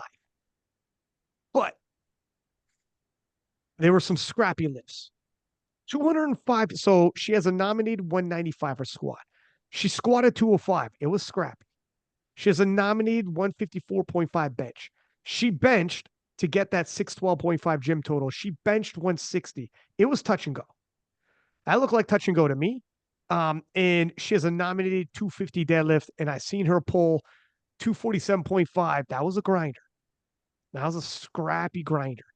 So Carlina's numbers, in my estimation, look like around what got her 610.5. And Agatha's numbers that got her 612.5 in the gym, scrappy, impossible touch and go bench. So around there, they're both around 610-ish. But what passes, what doesn't, when the gas tank's depleted, not depleted, etc. But they are super duper close. And some people off the momentum of Sheffield were like, this is Agatha's to lose. I mean, this is not just Agatha's to lose. This is a coin flip. And Carlina is a lion. And she has won several battles when faced head to head. Agatha too, though. Agatha's built different, legit. And by the way, we can't forget about Jess. I know people have somewhat we're getting wrapped up in the hype, and some people are overlooking, but Jess hit a deadlift PR, 261.5 kilos. Jess also squatted 215 and bench pressed 107.5, matching her previous personal best. Now, bench press is never Jess's top end, but she's hitting that in the gym relatively clean. That looked like a good bench and looks like she might have more on her bench. If her deadlift has returned and looks like her deadlift has based off of a gym PR, now Jess is back, because I know her nominated total is 567.5, but we know 2 years ago, Jess hit 585. 2 years later, if Jess is hitting PRs in the gym, not all of those, what I said, are PRs. She matched a PR and set a PR, but she's around there. She's probably in the late 500s. Could she go 6? I don't know. Is she going 610 like Agatha Carlina? I don't know. I don't know about that. That's starting to ask a lot. But she's going to need a big total because Jess is under some fire here.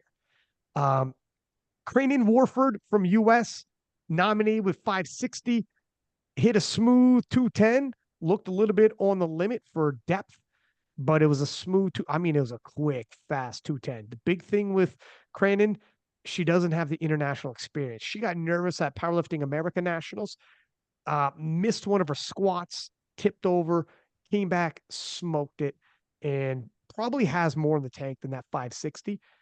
However, the nervousness she felt at PA Nats, and it wasn't a crazy contested event. This is going to be far more contested. She's to make it on the podium, I think in everybody's estimation, she's got to beat out Jessica Bittner, who's a 2-time world champion. And also Clara Perrault, Sophia Ellis. Have you heard of her? She's got a big deadlift. She's pretty good herself. So this, to make it onto the podium, it's stacked. And you got to beat Jessica Bittner to get onto the podium and go to the World Games. So I know the talk in America is for Cranen to get on the podium. It's going to be tough. And while we're talking about it, let's talk about Perrault, who hit a 550 total, and she just moved up from the 69 kilos. She has not filled out 76. She doesn't have a big weight cut to have to worry about. It should be relatively smooth sailing, and I think her numbers are only going to go up. Now, can she mitigate that 10-kilo gap that Cranen had? If Cranen misses some lifts, if she squats a little high due to being nervous, maybe. I mean, there's international levels in terms of judging. And then, of course, you got our girl Sophia, who was in far behind as well. Bench seems to be flying. She's not posting as much, but I seen that she said she's targeting that 140. I don't know how close she is to these type of numbers. She's not posting a lot. She's on a bit of hiatus, but I'm trying to read her body language right now. She's not wearing the sunglasses, so we can kind of read. Oh, here they are. Here we are. She's like a poker player at the casino right now. It's hard to read her, but we all know she's got a monster deadlift. At one point, she had the biggest deadlift in Britain. We'll see what happens. Adrienna, what are you thinking about the 76s? So similarly, I'll start off with that podium battle, or at least third place battle. Jess, she's hit that momentum again that maybe she perhaps lost within the past year or so, or maybe she just had a few meets where her deadlifts didn't show up, and deadlifts are her thing. So that's going to take a hit to her total. To me, and maybe this is crazy, maybe I'm a little too American, I think Cranon could challenge her. With of course Clara and Sophia in there too, but Clara just moving up, I don't think she's gonna be, maybe, I mean, you never know. She's got a big deadlift on her as well. And obviously Sophia's got a huge deadlift, but girl, you haven't been posting, so I couldn't really get much from that. So to me, Jess, potentially back in the 570s, 580s. Cranon, I don't know what she's gonna do because, like you said, it is her first Worlds. But then again, it is her first Worlds. Like, she's only been in the sport 2 years, so she hit that 560 still on newbie gains essentially. And just looking at her training, she doesn't post that much, but she hit that 210, very comfortable. I found a 125 bench, and it's somewhere out there. It's not on a private account, but it's not on her account, but it was clean. Well, how'd you 120 find it? I got so many questions now. I'll Not a send you private after. I'll send it to Okay, the group how chat after. did? Okay, It's not hers. It's not her account. It's some other account. I found a 125 kilo bench, and wow, it was that's 15 easy. kilos more than, but that's 15 kilos It's more. This is crazy. it's That changes everything. unbelievable. It's That changes unbelievable. everything. That legit makes her an instant threat to Jess. Maybe I'm trolling. Maybe it wasn't her, but I'm pretty sure How it do You you had know was. 15 how do you kilos know it onto was five. her? You had I gotta 15 look. kilos onto. You had 15 kilos on the 560, and we're talking right up there with Jess all of a sudden. That was so shady. What? Maybe it was deleted, guys. I swear I saw it. I got Adrienna had a someone vouch dream for me. once. She had a 15 dream kilos on your once. bench press. 15 kilos on your bench press is absolutely insane. Maybe I was dreaming that day. Maybe it was after I saw And the Megan Megan source Scanlon's sounds bench. sketchy. The source I, sounded s- a little I suspect. I'm gonna be honest swear, with you. I swear I saw this. I don't know if I'm making this up. I don't know You if said dream. I didn't sleep. I didn't Feel- sleep that much last night, if I'm being Oh honest. God. But I swear I saw this 125 bench, and it looked like she had 130 in her. Oh I my don't. God. Maybe I'm making. Maybe I got to DM some people later. Like, Yeah. where is Yeah. this bench? Don't But place any bets. I swear I saw this. So, like, I had to. I wrote it down that I saw this. Like, I can't be Okay. making this up. Maybe Okay, I'm just fair. whatever. Maybe I am making stuff up. Let me ask Imagine- you, is that 210 squat? How did you it was fast, it was snappy. Was it depth to you? I gotta look back at it. I don't even remember. And I thought she she blew it up and it was easy. her squats no are doubt. always borderline too. So that's the thing. It's her first Worlds, That's and what I'm worried about. Her inexperience, like, she is a wealth of talent to all the points you gave. 2 years in the game. She's a wealth of talent, star potential, all of that. But the inexperience is where, you only got 3 attempts. If you are cut it a little high on your second, now the US team has to decide, do we retake your second? Do we move you up on your third anyways? Now you miss your third on strength and we're moving forward with just your opener. This is the thing with inexperienced lifters, it's tough, right? You don't know how they're going to react. They don't know how they're going to react. And yeah, I don't know. But Reagan, she's strong as shit and has tons of potential. So I don't know. yeah, to me, so you convinced me too, because like Jess, of course, she's two-time world champion. I gotta check my stats, No, she is. She's a Yeah. two-time world champion. and like been to world, like on the international stage since like years, like 2016 or something. So she's got that experience behind her, and she has that big deadlift behind her too. She did post that 255. She failed it at first on grip, and then she retook it, and even on the one she got, Jess, please don't block me. I'm just calling it as it is. But even the one she got, it looked like her grip was slipping a little bit. So we'll see, because again, she will have the last say between the 2, 3, 4, whoever's gonna be in the fight for third place. And you know, maybe Jess is in the fight for second too. First, I don't know. But she will have the last say, given that she's got the huge deadlift. So I don't know, between all of these, between mainly in my mind Jess and Cranon, I'm gonna be crazy. Maybe I'm gonna be right. I'm gonna put Cranon. I'm gonna put Well, you Cranon put third. 20 kilos on her bench press, so that's a Only 15. Only 15. I didn't go that crazy. you said it looked like she had 130 in her. It did. It was so fast. To be But you might have fair, been sleeping. You also might have been sleeping at the to be time when you fair, saw this. come to Adrienna's defense and her wild dreams. Brennan does not regularly post bench, and one bench I saw from her in a blue moon recently or semi recently In a blue moon. was 110, which is what she's nominated with, and it was, you know, air. Like it was easy, so it wouldn't be unreasonable to think that she's got a considerable amount more. 15 kilos, I don't know, you know, but you know, maybe that video I mean, was yeah, even the 110 at Powerlifting America Nationals, it ended up being like, it looked like an opener. Like, I don't know if Ryan She smoked. remembers, but She yeah, smoked. it was easy. no, there's no doubt in my mind. Like I've been following her for a while now because, you know, she just kind of popped up at some point and it was like, who is this incredibly strong lady who's just come out of the blue? And it's been really cool to see her come over to the IPF and, well, to powerlift, you know, to begin powerlifting. And I think she's got a great shot of it. She's new, she's fresh, she's clearly extremely talented. But you know, she is going up against veterans, even people who are slightly younger than her, like Clara, who has loads of experience under her belt. I think the advantage Cronin has is kind of the mystery of, we don't know how she's going to compete. We don't know how much she still has left in the tank. And, you know, I have no doubt that over the next few years, we're going to see her over and over again get more comfortable in the international platform and climb the ranks for sure.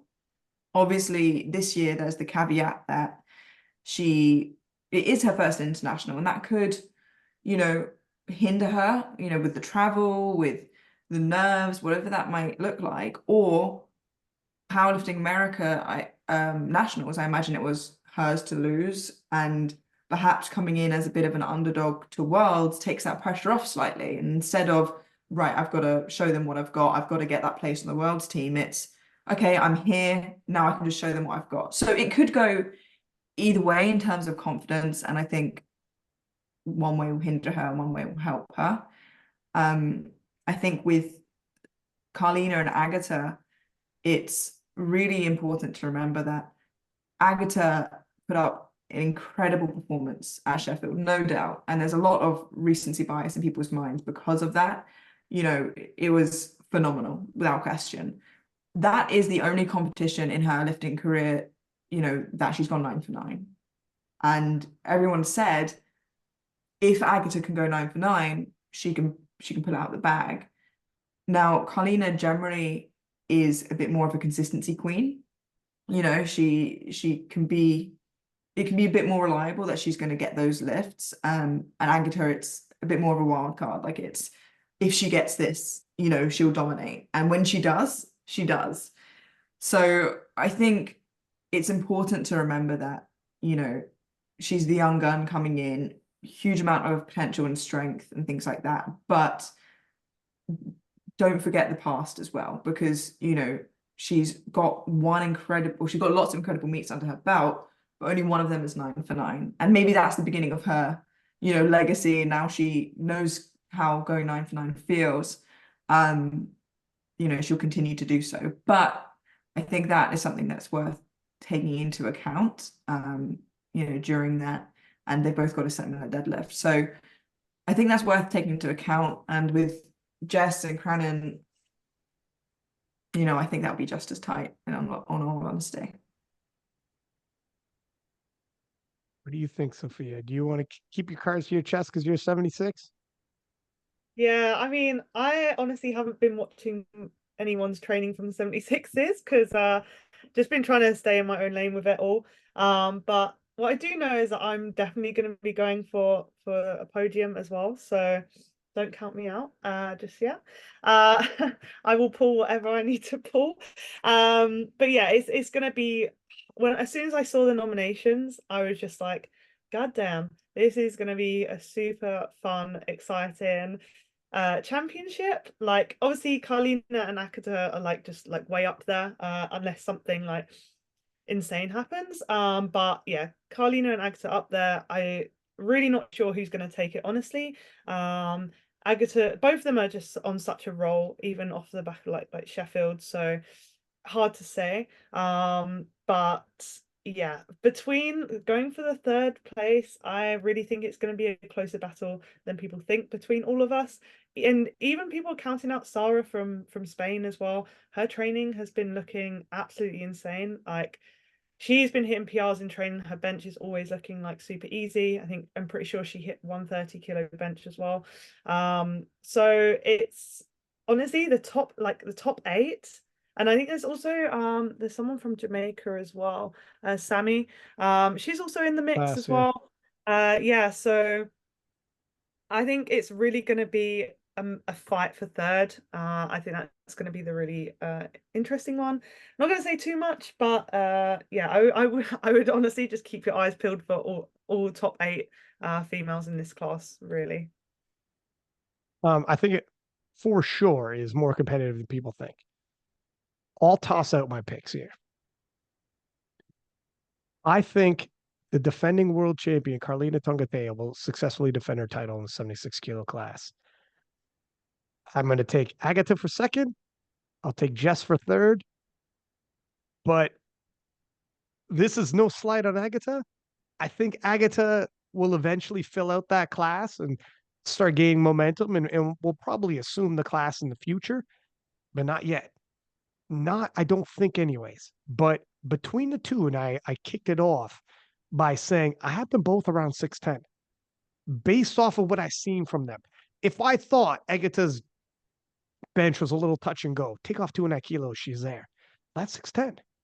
That's 6'10". And Carlina her numbers trending towards the same numbers for that 6'10" performance she previously had. Well, here we are. So in terms of who's going to win, I'm not entirely sure. I mean, if someone wants to say Agata, I could 100% say, okay, cool. I can see Agata taking this as well. But for right now, I'm going to lean towards Carlina. In the 76s, she's won every battle, already defeated Agata, defeated Jess, and I don't see her going down yet in terms of all of her numbers and whatnot. They're all right there where they need to be to defend her title. Agata's gaining quick, though. That 612.5, it was interesting. I don't know. And I'm going to take Jess just because Jess is still Jess. She's still... And she's Canadian. 585. What's that, sorry? And she's Canadian. I forgot about that. I totally forgot it. Thank you for reminding me. It was over my head. But she's hit 585, which is monstrous. All the other ladies could potentially take that bronze medal. But if Jess is at full capacity, which looks like she's teetering around full capacity, she should be 580 and up. That's very difficult that's looking at nominations is still over 20 kilos more than Crennan's ever done. I mean, that's a big spread, right? Or Clara 550, whatever. It's a pretty big spread. But if Jess starts dropping the ball, these other ladies are good. And, people like Sophia aren't posting. I got no idea what Sophia's doing. They might be murdering weights. So I don't know. I'm somewhat flying blind. I'm just going by what I've already seen. Adrienna, what do you think? Yeah, I gave my third place pick. I think Jess is the favorite for the third place pick, if I'm being realistic, but I'm be crazy. I might be right. She might pull off that 125 bench. So I'll put Cranon in third. What about did you pick between Agata and Carlina? That's what I was getting to. Okay. I don't think I did. And I'm also, my heart wants to say Agata just because, well, I've spoken to her a few times. I don't know Carlina as well. And she's just cool. And funny. Yeah, she's she's a funny. one to hang out with. She's so funny, and she's just like, I don't care. I'm not gonna stay 69s. I'm gonna go up to where the competition is. Like, Yeah, I love her heart. yeah, me too. But kind of along the same lines as what you and Amelia said, I'm gonna pick Carlina for the win. But it's very tight and up for all the same reasons. We don't have to list them out. Carlina, defending world champion, is going to be consistent, whereas Agatha, like Amelia said, has only gone 9 for 9 once. I will say that in terms of experience level, both of them have only been introduced to the international stage like around the same time. Like they both kind of had their breakout meets, I would say maybe about 2 years ago or so. I don't quite remember, but it's not like one, even though Carlina is older and she does have 2 world titles behind her, Agatha's got a Sheffield title as well. And it's not like Carlina, I guess in terms of in being in the sport, well, maybe I'm negating my own point. Carlina has been in the sport for longer because Agatha's very young. She's like 21 or 22. But I guess on the international stage, it's kind of similar. So whatever, for all the same reasons, I'm gonna say Carlina in first, but it's literally a coin flip between the two. And I think for my heart, seeing Agatha win would be cool. Amelia, did you pick between the two? Maybe. You pick Carlina. You pick I think Carlina. you picked Selena. Yeah, I I think Sophia dodged. which is fair I'm enough. that. Yeah, Well. Carlina and Agatha have been competing actually a similar amount of time, because Agatha's did a lot of equipped stuff. But yeah, like Adrienna said, you don't want anyone to lose, really. But Just split the medal. Come on. yeah, Oh high my jump. gosh. You can do it, guys. You'll see me there, like sneaking into the medals, chopping them in half. Yeah, I think if I'm going based off of history and just general consistency, I would go with Carlina, but I wouldn't be upset seeing either of them walk away world champion. They're both extremely talented athletes and lovely people. But I'm gonna stick with my original pick right now and say Carlina gold and Agatha silver. What's the chance that somebody wins the 76 kilo class that is not Carlina or Agatha? Slim. 0.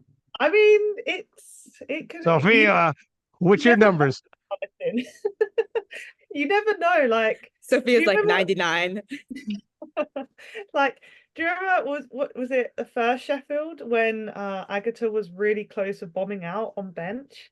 Like that would Yeah. have completely, do you know, if that was to happen at Worlds, that would completely twist things. So you never know, but I think like going off of data, like those two are definitely like up there. I think it's just crazy that the top 8 are all totaling above 530. Yeah. At Worlds in 21, that would have podiumed you. So that is just mad. So let's take, 100%. I mean, all over, all the weight classes are getting crazy stacked. They were talking about the 52s. It's freaking ridiculous right now what's going on with the 52s, how right down to the top 8, like podiuming would have been certain numbers that now won't even get you in the top 5. So going into the 84s, ladies, not really a battle, so to speak, but the possible GOAT is here. The possible queen of powerlifting is here, Amanda Lawrence, looking to put on a show. She is not going to hold back. She'll go all out. Be interesting to see what that ends up. She's nominated 647, usually hits somewhere around there. And we have a couple Brits right underneath her. And of course, Kristen Thorholsdottir from Iceland returns. She's usually a pick for silver, but probably not this year. What do you guys think about the 84s? And how many of these ladies are going to go 600 kilos and up, possibly? I just want to, before we talk about placements or anything, mention that obviously Amanda Lawrence, super strong, very far ahead, very well known for, having big squat, big bench, big deadlift, but she's not nominated with the biggest deadlift for Worlds, which I think is just worth mentioning. Earl of who is nominated in silver, is nominated with 263 deadlift. So it would be pretty exciting to see actually Amanda have to fight for her record, perhaps during deadlift. Would be really, And Amanda really... wants that. She was on King Lift. She's like, I'm not going to be out deadlift. She's so competitive. She wants a battle so much. And nobody's going to battle her on total, but she's like, I'll fight for every lift. Like, she's not out deadlifting me. I want to see what happens. Yeah, and on bench, she's not nominated with the biggest bench either. You've got Danielle Philibert from Canada, your very own, nominated 1.5 kilos above. I mean, no one's really going to touch her on squat. The closest that comes to her is Ziana with 220, and that's still almost 30 kilos below. But if Amanda's looking for some individual battles, it looks like she's finally being served some, you know, there in the 84s, which is going to be exciting. And I think, like you said, she's 80 odd kilos, 75 odd kilos ahead of everyone else. So the real battle is going to be for the World Games placement. And Erlov and Ziana have the exact same total, 583 heading into it. They're both so strong. They battled it out in Croatia at Euros, and Erlov just hit the post there with her final huge pull. And it would be silly to overlook Kristen, but the real battle will be there to fight for that third place between either one of the Brits and Kristen. But I think it would be silly to say at least one of Erlov and Ziana is going to end up on the podium, if not, honestly, in my opinion, more likely both of them. Erlov's deadlift is absolutely monstrous. She's young. I want to see how far she can push that deadlift. Absolutely monster puller. Kristen, it's unfortunate. She's 40 years old this year. I mean, she's a master athlete and forever was on the podium in the 84 kilo class. And now that the World Games goes classic, she has to contend with these young ladies coming up. And it's like, oh, good. Just my luck in terms of timing, right? I think the podium's going to look like Amanda Lawrence, Erlov, and Ziana. And then I agree, Kristen's probably going to finish off the podium. Danielle from Canada also off the podium.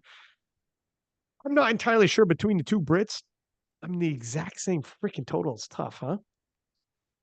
I could take the easy way out and just say I'll take Erlov because she's got the final say. Although, you know, to Ziana's credit, you know, it's not like she's leaps and bounds behind on deadlift. She's nominated with a 258 deadlift, which is right. Not small. Right. And she could have done a bit more as well. Yeah. So it was, yeah. Like if you watched Euros, it was just so close, like neck and neck the whole time. So yeah, I think Z's definitely got more in her than what's nominated as well. Same with Erlov. Erlov's young, like her training is looking really good. I know that she had a bit of a back injury going into Euros as well, but I think that seemed to have settled a bit now. I think that, yeah, Amanda's, I think, gonna take it away, definitely, but the real battle's gonna be between the second and third with Erlov and Z. They're both there. Z never posts is the thing. She literally never posts. So but I know that she, like, having spoken to her at Euros, like, I know that she's good for like a big pull as well. She's changed her squat up a little bit as well, so that because previously depth was a bit of an issue. So she changed that up a bit and it seemed to be looking really strong. I know Erlov lags a little bit with the bench press, but I haven't seen much of it, but she's looking confident. So yeah, it's gonna be close. It's gonna be close. How many ladies go over 600 kilos? One. Yeah, one, I'd say. One. I think one as well. I think they're obviously close and they will at some point, but you know, their totals from Croatia, which was only in March, you know, they were pushing each other. They both had a few more kilos here and there. Like Sophia said, Erlov came into it, she was saying, you know, like, I'm a bit hurt. I, you know, can't push as much as I'd wanted to, which is crazy looking at what she did. And I think she surprised herself a little bit there. And Ziana, also, like Sophia said, by the end of the day, kind of had a few more kilos as well. But I don't know if they'll both find 17 plus, at least in 2 weeks. Yeah, actually, In the even looking at the benches are pretty close. Yeah. In Don't the know. future, though, that podium is 600 kilos and up. I mean, Oh if yeah. we have two 76s doing 600 kilos and up, and in the future, probably that podium will be 600 kilos and up. The 84 has got to catch up. And Amanda Lawrence is dying for somebody to emerge and give her a good run for her money. And these ladies are young and for sure progressing. And if not this year, they will be 600 Oh yeah, kilos and next up. year definitely over 600. Yeah. That. Yeah. What do you think, Adrienna? Any other bits you want to throw in here? Yeah, I guess just to give my pick or my podium, obviously Amanda in first. I'll start off with first instead of second and third because there's no real suspense there. Amanda, like, again, just an amazing lifter.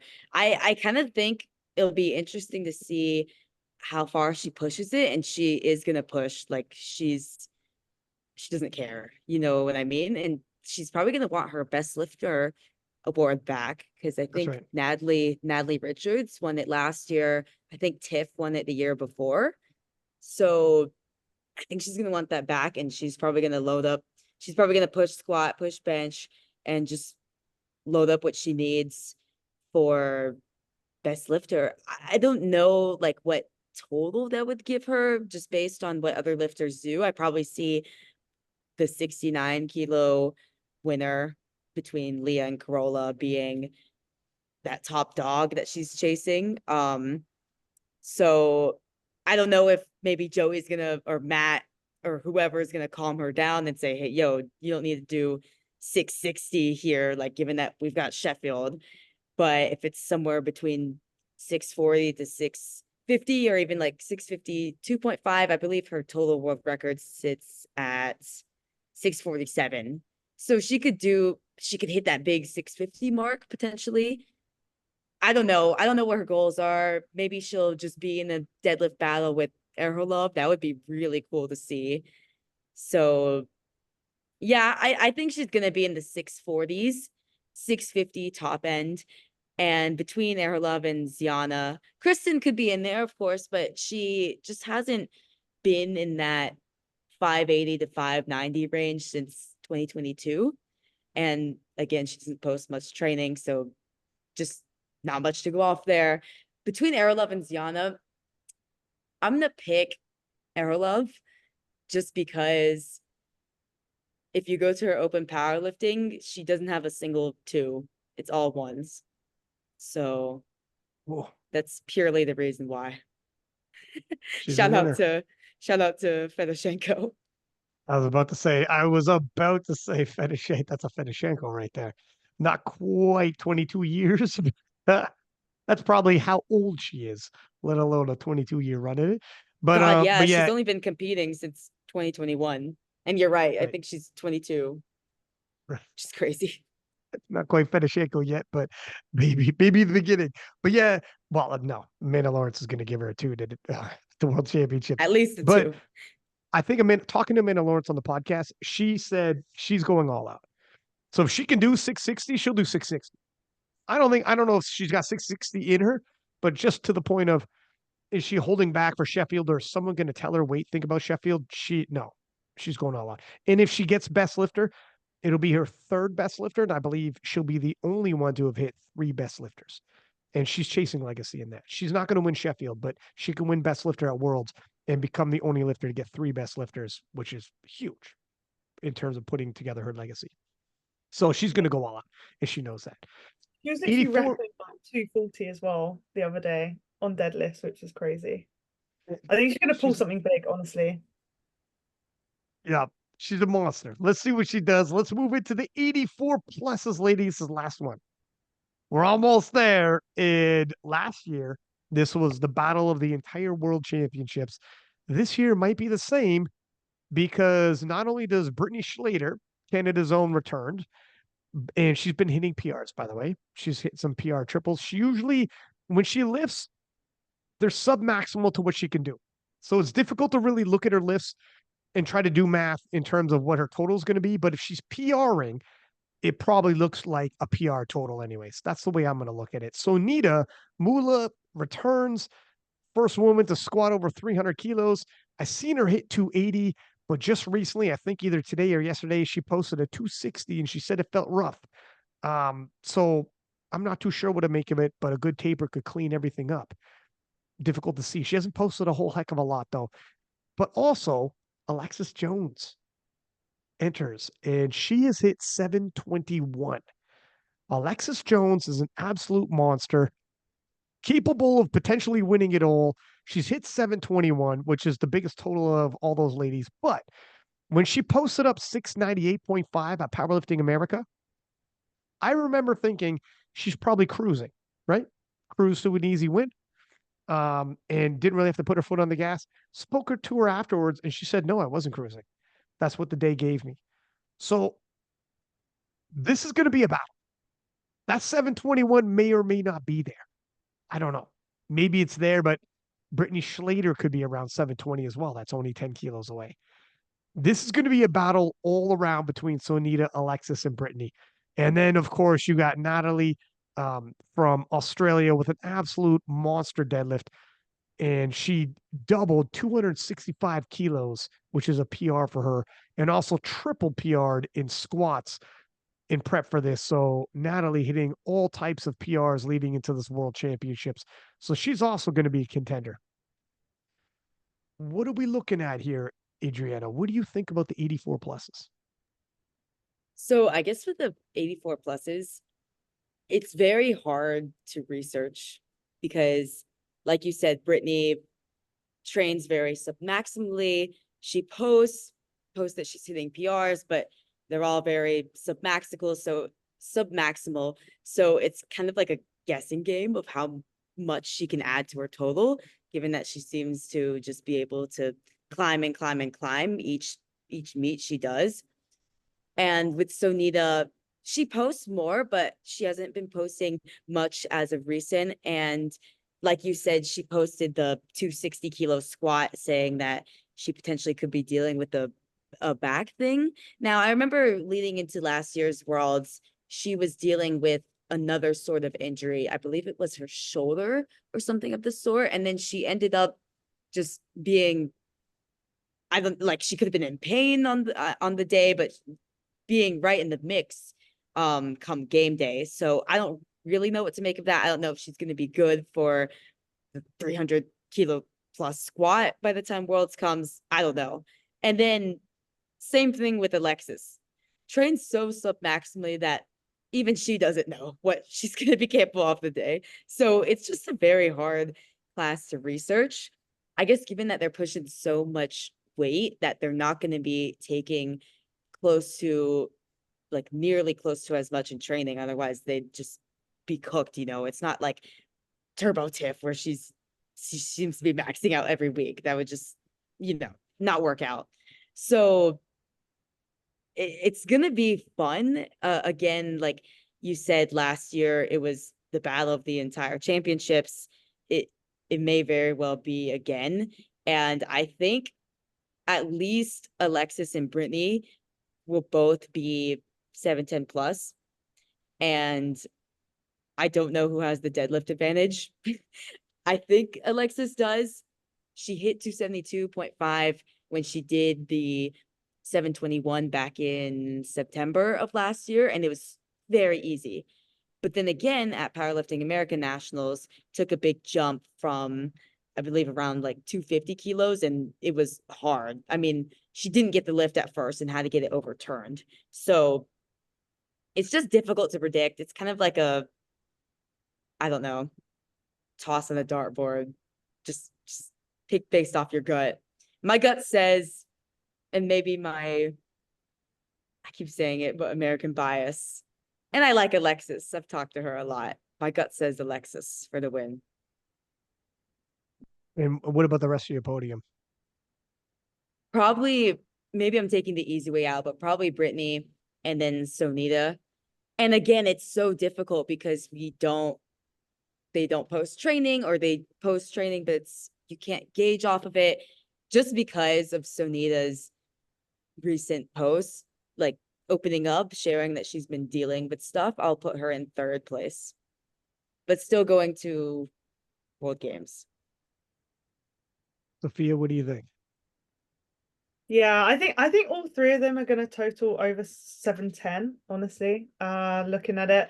I said it's going to be as you said it's going to be hard because we've not really seen much training. I think, I think Brittany will pull it out the bag again. I think Brittany's going to be up there. They're saying that Sunita, like if we're going off of Sunita's like Sheffield performance, she squatted 300 with 2 different knee sleeves and and it was still moved well. So I still think Sunita's got more in there, but knowing about the potential back injury, not sure. So that kind of changes things. I think I'm going to put Brittany first, and then I'm going to put Alexis, and then Sunita. But it's going to be hard. Their deadlifts are all very like quite close. So I think it will just come down to the final pull, honestly, and who ends up making the most amount of lifts. So Amelia, what do you think? Oh, yeah. that's how we all thought. Listen.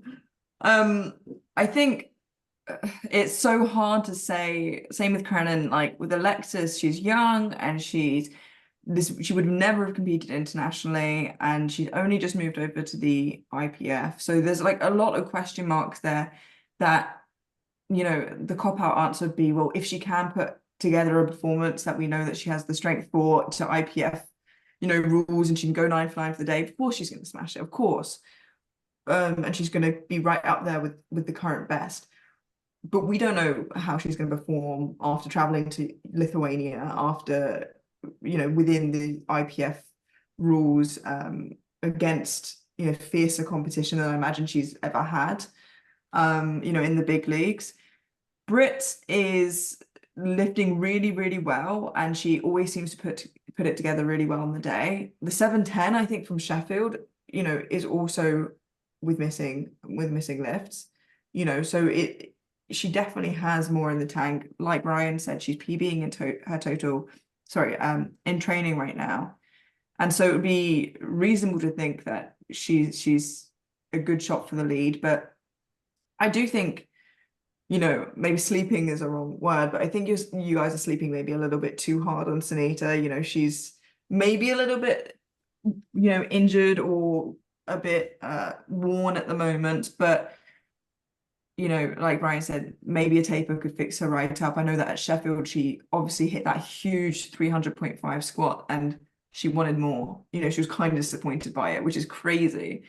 So I think the order I'm going to put it in, and I'm going to go based off of what I know, is Brittany for gold, Sunita for silver, and Alexis for bronze. And that is based off of the fact that she is, fresh out of the powerlifting womb. She's going to be lifting internationally for the first time, and we don't know what that looks like for her, and she doesn't know what that looks like for her. I have no doubt that if she, comes through and puts it together, she'll be giving Britt and Sunita a run for their money. But, my heart agrees with you guys in that Britt probably is walking away in that top position. So I think I'm going to take Britt because she's battle tested at the World Championships, battle tested at Sheffield, and knows the world standard and is faces kind of level of competition and is PRing. So we can anticipate her total moving. But Alexis Jones, I'm going to take her for my silver, but her top end potential, 721 is insane for a junior. For junior, 721. If you tell me Alexis is going to post up something we've never seen at Worlds and just she's going to be the talk of the town afterwards, I would believe you. The difficult part is this is going to move fast. These worlds are going to move fast. So these lifters in the bigger weight classes that are moving the bigger weights often do have difficult time keeping that pace. It's going to be interesting to see how this affects these other ladies because Brittany has tasted that and won. And it's just those intangibles from travel to the level of competition to the fast pace at the world champ. Look at what happened to Jesus Oliveras when it came to squat. And it's like, man, I can't keep up this pace if I'm going to be shifting this kind of weight. Britt faced that. In the 84 pluses, Bonica bombed out. The pace matters when it comes to the super heavyweights. Britt proved she's tasted it and can deal with it. She's battle tested. There's, to your point, Amelia, less question marks around her. There's more around Alexis. But if you tell me Alexis, a month from now, we're all going to be singing her praises like, oh my gosh, I would not be surprised. I think she's a wealth of talent. Let's see what happens when these question marks come to her. Let's see what happens when she deals with the travel, IPF Worlds level officiating, IPF Worlds level pacing, and all the pressure of all this. I think she's the future. I think at some point she's going to be a world champion. Right now in front of me, I'll go with what I've already seen, and Brittany is answer the call and come out on top in several big battles. So I'll go with Britt. I'll take Alexis after that, and then I'll take Sunita. But Alexis, in my mind, is a potential star in the making that I think a lot of people don't know yet because she hasn't come to the IPF Worlds yet. And she might be the strongest lady walking the earth. Yeah, and I would happily eat humble pie, you know, if she gets there and she smashes out of the park. You know, I've said the only thing holding me back is, like you said there, the question marks. But I have no doubt that she's the future. But if she's the now, we'll remain to see. Yeah, I think like Sunita has definitely like proved herself as well. Like as you said, same with Brittany, she's been in those fast-paced environments. She's, you know, worked on those kind of pressures. So I think also, even though Sunita has might be carrying an injury, like she always ends up pulling that squat out of the bag no matter what, and it always moves like a piece of piss, which like so even in her training, so yeah, if Sunita squats something big, I think everyone's gonna have to really catch up with that. Haven't seen much of Alexis. I did see watch the American Nationals. But yeah, if she ends up totaling something like 720, that's going to be definitely the talk of one of the talks of the championship. You guys have a pick for a national team that wins it? For the women, For the what we've women? spent the last 2 hours discussing. Well, I think US are already like down one person because they've only got what 7 women now because of Natalie dropping out That's too right. late. Yeah. Because I mean, I know there's like a thing going on, but yeah, so they're down one already, which puts them at a disadvantage. I think it's going to be between I think still the US might have a chance with being the top 3, but definitely like France, GB, and Italy, I think are going to be my top 3. I think my picks are France and potentially battling with New Zealand for team. Obviously, I think Italy are up there too. So those may be my top 3 teams from the championships, I would imagine. Isn't it crazy America might not like hit the top 3? Yeah. That's crazy. What do you think, Adrienna, our American friend? I'm gonna say US. That's I'm it. so surprised. She's been waving That's her, it. like, you She's can't like, see it. This is a podcast. She's been waving her like United States she's like, flag this whole podcast. I got three words for you, Playboy. United States of America. Okay. Here's a fourth word. Here's a fourth word. Or fifth word. Freedom. All right, there it is. Freedom. She's like, these are my top 3 USA. picks. USA, United States, and America. That's It's right. equal. And here's my fourth pick. Freedom, God damn it. You're welcome.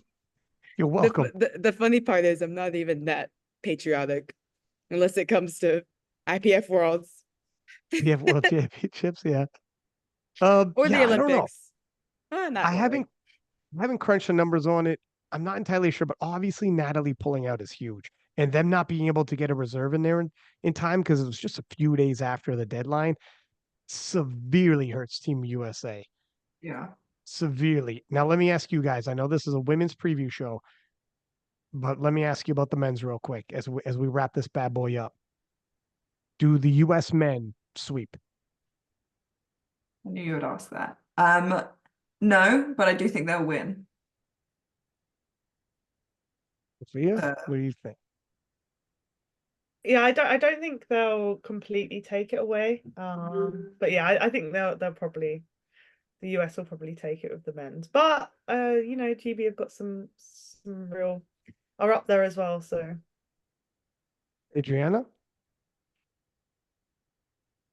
My brain says no, USA, USA. but my heart says yes. You And then enjoying that they freedom over there, evil Adrienna? tattoo on her back as well.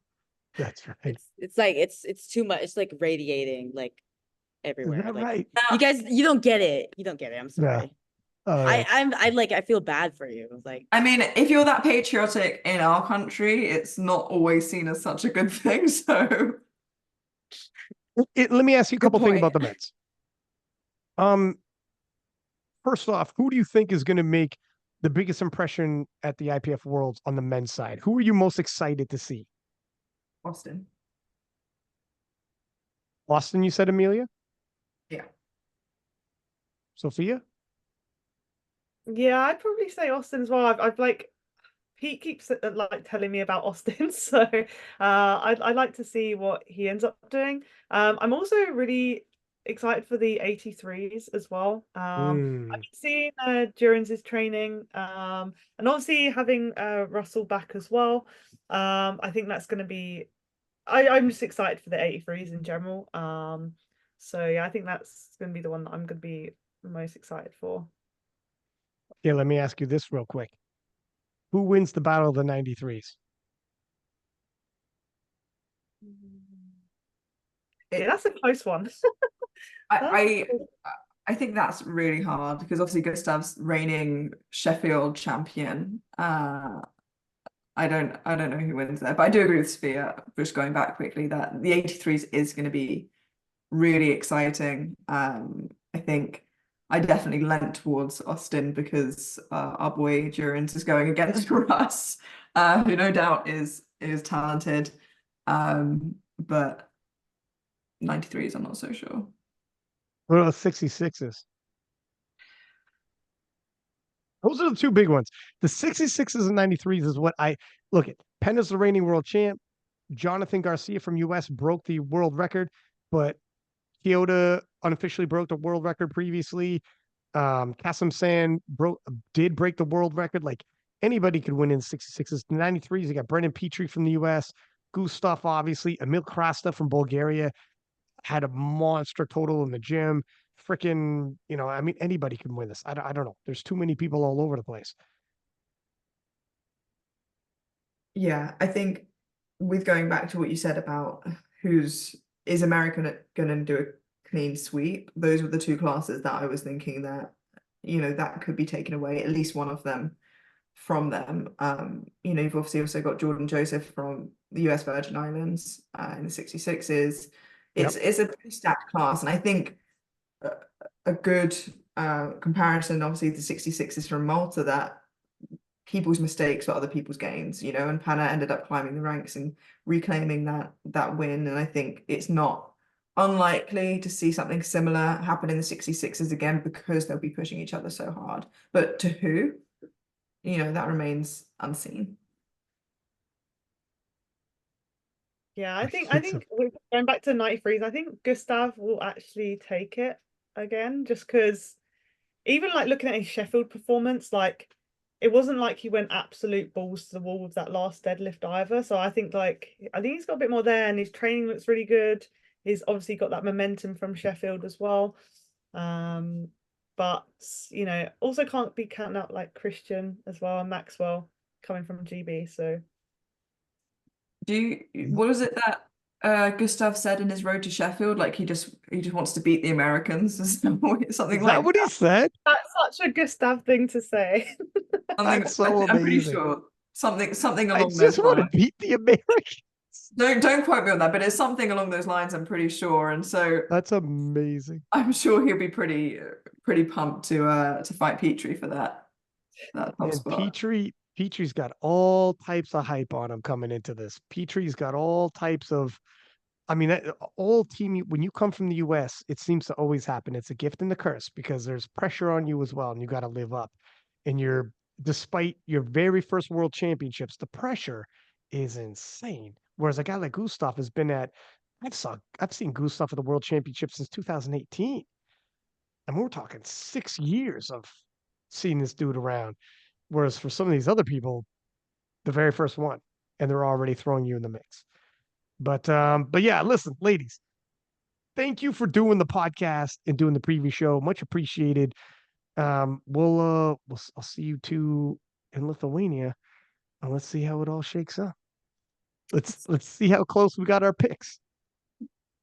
And everybody listening, please do give us high ratings, post up in your stories, and until next time, 6-pack Lapadat, 6 up, and we are out.